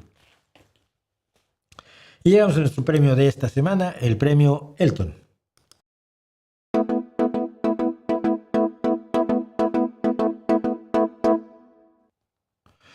Ángel Barceló, 5787, me hace 4 preguntas muy sencillas. Dice que simples, no son simples, son sencillas. Algunas preguntas simples para usted, señor. 1. ¿Su canal es para la gente? No sabe abrir interrogaciones, eso me alarma mucho. 2. ¿Quién se lo toma en serio usted? 3. ¿Tiene usted envidia del premio Princesa de Asturias? Y 4. ¿Sócrates era un filósofo o no? Yo respondo muy amablemente. 1. No. Mi canal es para suicatas y búhos, pero la gente persiste en verlo. 2. En este momento 165 personas. 2. No he hecho una encuesta de quién me toma en serio, pero puedo empezar y tú serías el primero. 3. ¿Le tengo envidia? No tengo obra que amerite ese galardón, pero si tú me quieres proponer a la Princesa de Asturias por este canal, bienvenido. Y 4. Sobre Sócrates, tengo entendido que era ateniense. No sé si era filósofo, pero si me das la definición de filósofo, seguro te puedo responder. Seguimos con Carlos Andrés Adrianza, que dice: para buscar a Dios es muy fácil aceptar a Jesucristo como tu único salvador personal y tendrás perdón de pecado. Eso de la búsqueda de Dios de este muchacho. Y le digo yo, pues sí, luego te mueres y resulta que el verdadero Dios era Nergal y te espera una eternidad de dolor. Luego, Luis Ricarte. Otra vez sobre esta semana lo ocupó Byung-Chul Han. Toda la crítica está bien, solo que voltear a mirar a este comunicador por el premio que se ganó es tu parte floja. Porque ese premio es igual que el Nobel, pura decadencia europea, europea con mayúsculas, me encanta. Que sigue pensando que avala pensamientos y solo avala propaganda que le sirve a su posibilidad de seguir en su fantasía de ser el mundo civilizatorio. Ya es una fantasía que la revolución científica y la ilustración se hayan hecho en Europa. Aclaro, no son virtudes de Europa, no son logros de Europa, son accidentes históricos. Accidentalmente aquí ocurrió, pues no es una fantasía. Pero digo, bueno, Europa en decadencia desde hace 1000 años, más fuerte que nunca. Es como el rock, ¿no? Y este me pareció mucho más interesante, porque además comporta un anuncio que voy a hacer. Sergio Cáceres 6515 me dice: no sé si ya habló sobre el premio Princesa de Asturias de Leonardo Padura. Me gustaría ver su opinión sobre su literatura. Gracias por el vídeo. Le digo, me gusta lo que leí de su literatura hace muchos años, pero leí muy poquito a Padura.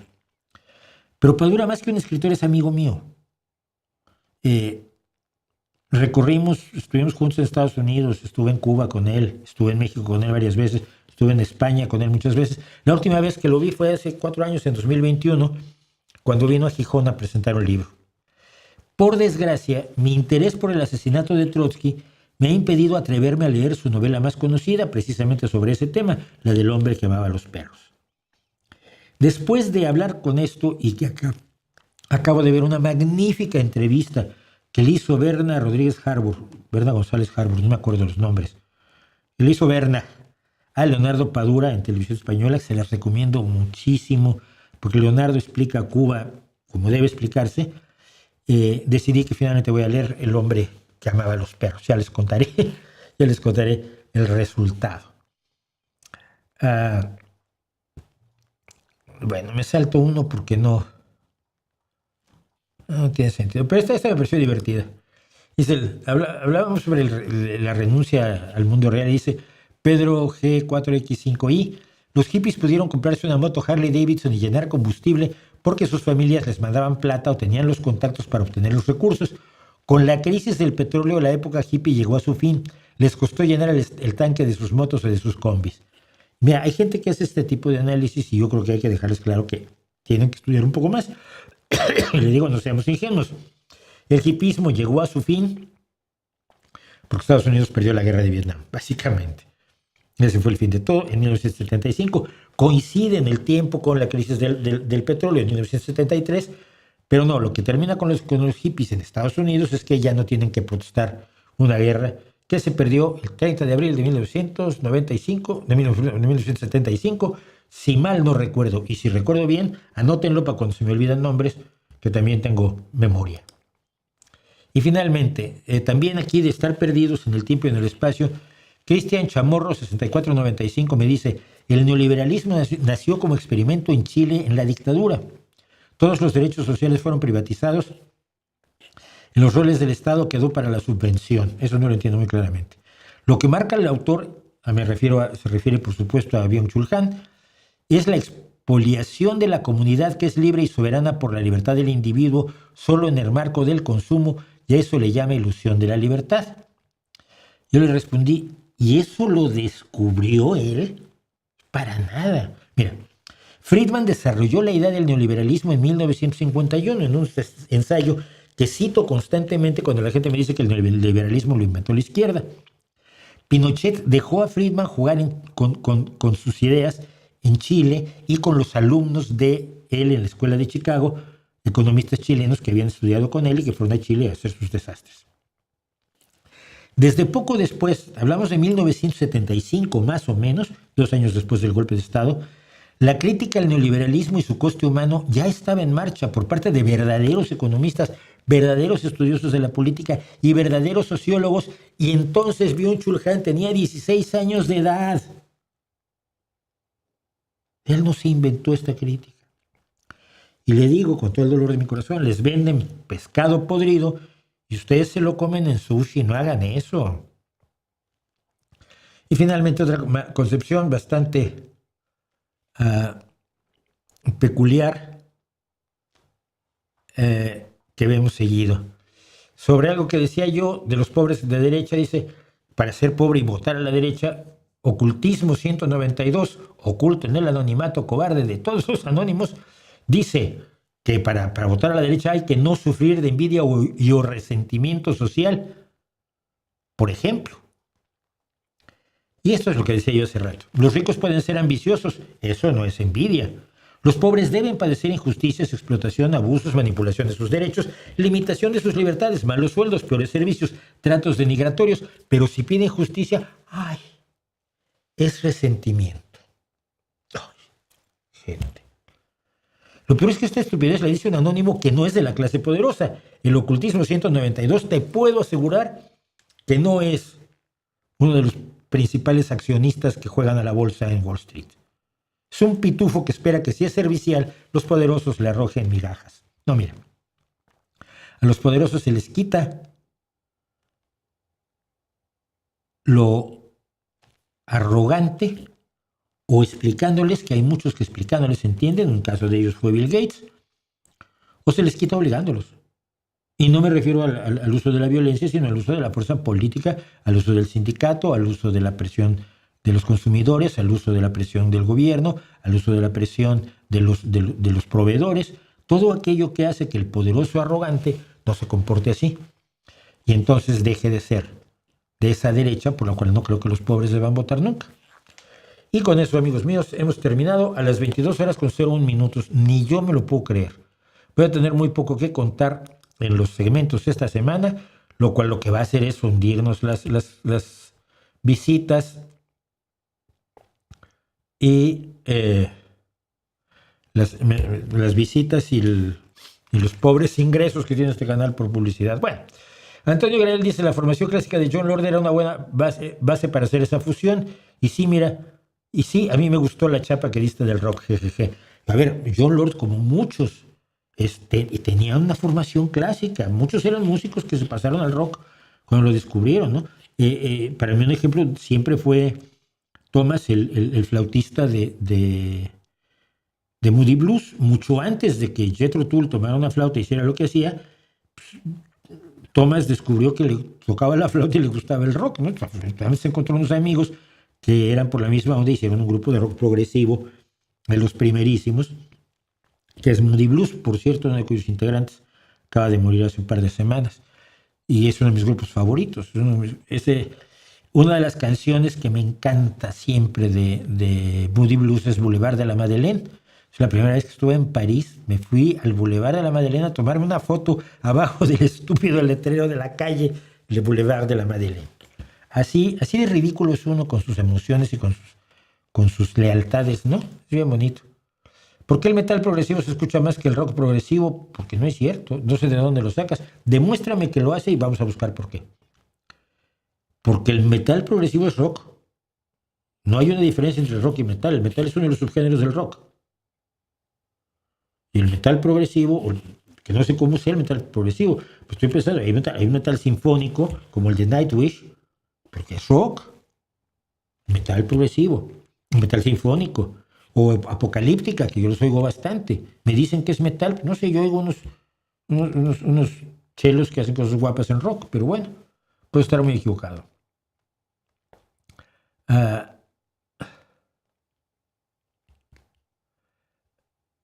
Ya te extendiste mucho sobre Casablanca, a nadie le interesa. Es que no tenías que haber hecho el comentario, tenías que haber cambiado de canal. No vuelvas a hacer eso, RAFX 5GK, tú vete. Te juro que no te vamos a echar de menos. Me gusta su crítica a la ultraderecha, muchas gracias, estudiante 5630. La mayoría de obras de fantasía imaginan mundos donde la magia existe, pero el mundo sigue siendo bárbaro. ¿No te parece interesante? Porque lo que hacen es tomar un mundo bárbaro e imaginar que la magia así funciona, ¿no? Que sí es una contradicción, pero sí, fue una contradicción ya en las obras medievales reales, en las medias originales. Yo fui un gran lector durante un par de años me dediqué a leer literatura medieval, soy muy raro, lo sé. Y estuve leyendo pues, sobre todo a Chrétien de Troyes, ¿no? Que es el creador del mito del Grial, con su Cuento del Grial, precisamente se llama así, el Cuento del Grial, la novela, una novela que no terminó. Y hizo mucho de la leyenda artúrica, el Caballero de la Carreta y el Caballero de León, me parece. Entonces, bueno, la existencia de magos era contradictorio con la realidad que también estaba relatando los narradores de la Edad Media, ¿no? Pero yo se las perdono del todo, ¿no? Si me das Juego de Tronos o me das El Señor de los Anillos, sí, yo se las perdono. ¿Qué opina de Eduardo Zunzunegui y su enfoque de la historia, que es absolutamente hispanazi? Y además aquí he comentado cosas de Zunzunegui que hicieron que reaccionaran contra mí, como con Lora y con toda esta gente, ¿no? Maradona, sí, ven, inmediatamente, Maradona sí era un genio, no era a la altura de Pelé, bueno, sí, ni a la de Messi.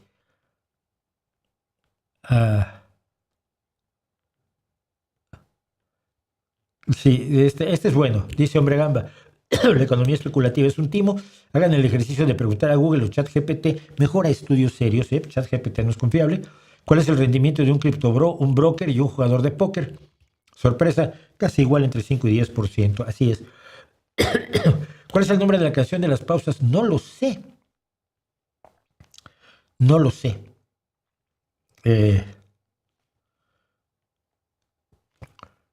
Cambia el formato de las miniaturas. El subtítulo se pierde detrás del indicador de duración del vídeo. Vuelve al formato de hace 2 o 3 años. No sé ya cómo era. ¿Me lo mandas? RVDCQS. Arriba de una de cosas que sabemos. @gmail.com. Mándamelo porque... le gustó la de Casablanca al de Frank México. Gracias. ¿Los fundamentos teóricos del ateísmo fueron creados por filósofos? No. El ateísmo no tiene un fundamento teórico, pero ¿a dónde fuiste tú por eso? ¿Dibujajant? No. El ateísmo es no creer en Dios. Yo cuando nací, siendo niño, no creía en Dios. Luego vi las evidencias que me ofrecían y dije, pues mira, no hay ninguna evidencia razonable para creer en el Dios católico, que fue el que me enchufaron a mí. Pero ahí tuve mi revelación filosófica. Leí ¿Por qué no soy cristiano? De Bertrand Russell y dije, mira, un señor que esconde, es importante, es un matemático que ha hecho una obra brutal como el Principia, que hizo con Whitehead, con Lord Whitehead, y que es famoso, y premio Nobel, y piensa lo mismo que yo. Debe ser un gran filósofo. Claro que es un gran filósofo. Era un socialista parlamentario como yo, era un crítico del marxismo como yo, era un ateo como yo, era un racionalista como yo. Ya, pero es que lo hizo. Yo lo hice grande porque pensaba lo que yo ya pensaba y me ayudó a pensar lo mejor. Pero toda esa obra que me interesa a mí de Russell no es su obra filosófica. Su obra filosófica se desarrolla en otros lugares a donde nunca he accedido y nunca me ha hecho falta. Y dicho eso, los dejo porque son las 10:08. yo tengo cosas que hacer en esta vida. De veras, yo les ofrezco una disculpa. Siempre trato de mantener el trabajo fuera de las 3 horas que tengo aquí, pero esas 3 horas hoy sí se vieron copadas porque tuve que responder un par de mensajes del trabajo. Luego les doy el nombre de la escena. A ver, permítanme un segundo y lo digo de una vez. Un segundo.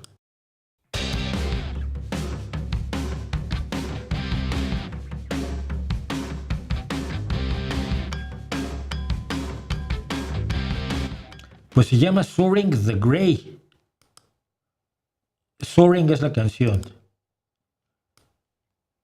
Y el autor es The Grey Rune. Rune, R-O-O-N. Es que toda esta música, como toda la música que suena a fondo, la saco de un lugar en el que yo pago una anualidad para tener material royalty free, libre de derechos, tanto en música como en vídeo, en fotografía y en gráficos. He hecho mano de eso para enriquecer un poco lo que hacemos aquí, entonces por eso no sé exactamente qué es. Bueno, muchísimas gracias por acompañarme, muchísimas gracias por estar conmigo, muchísimas gracias por aguantarme, que hoy tuve rollos largos sobre cosas que son personales, pero que son personales para mucha gente y espero que les sirva de algo, sobre todo lo de Casablanca y el rock. Y nos vemos la próxima semana. Para el miércoles tengo media idea de lo que voy a hacer y no les va a gustar a muchos. Estamos acostumbrados. Y el jueves a las 7 nos vemos aquí para tener 3 horas de tratar de pensar la realidad de manera un poquito diferente. Y mientras tanto, ahí les dejo mi reputación para que la hagan pedazos.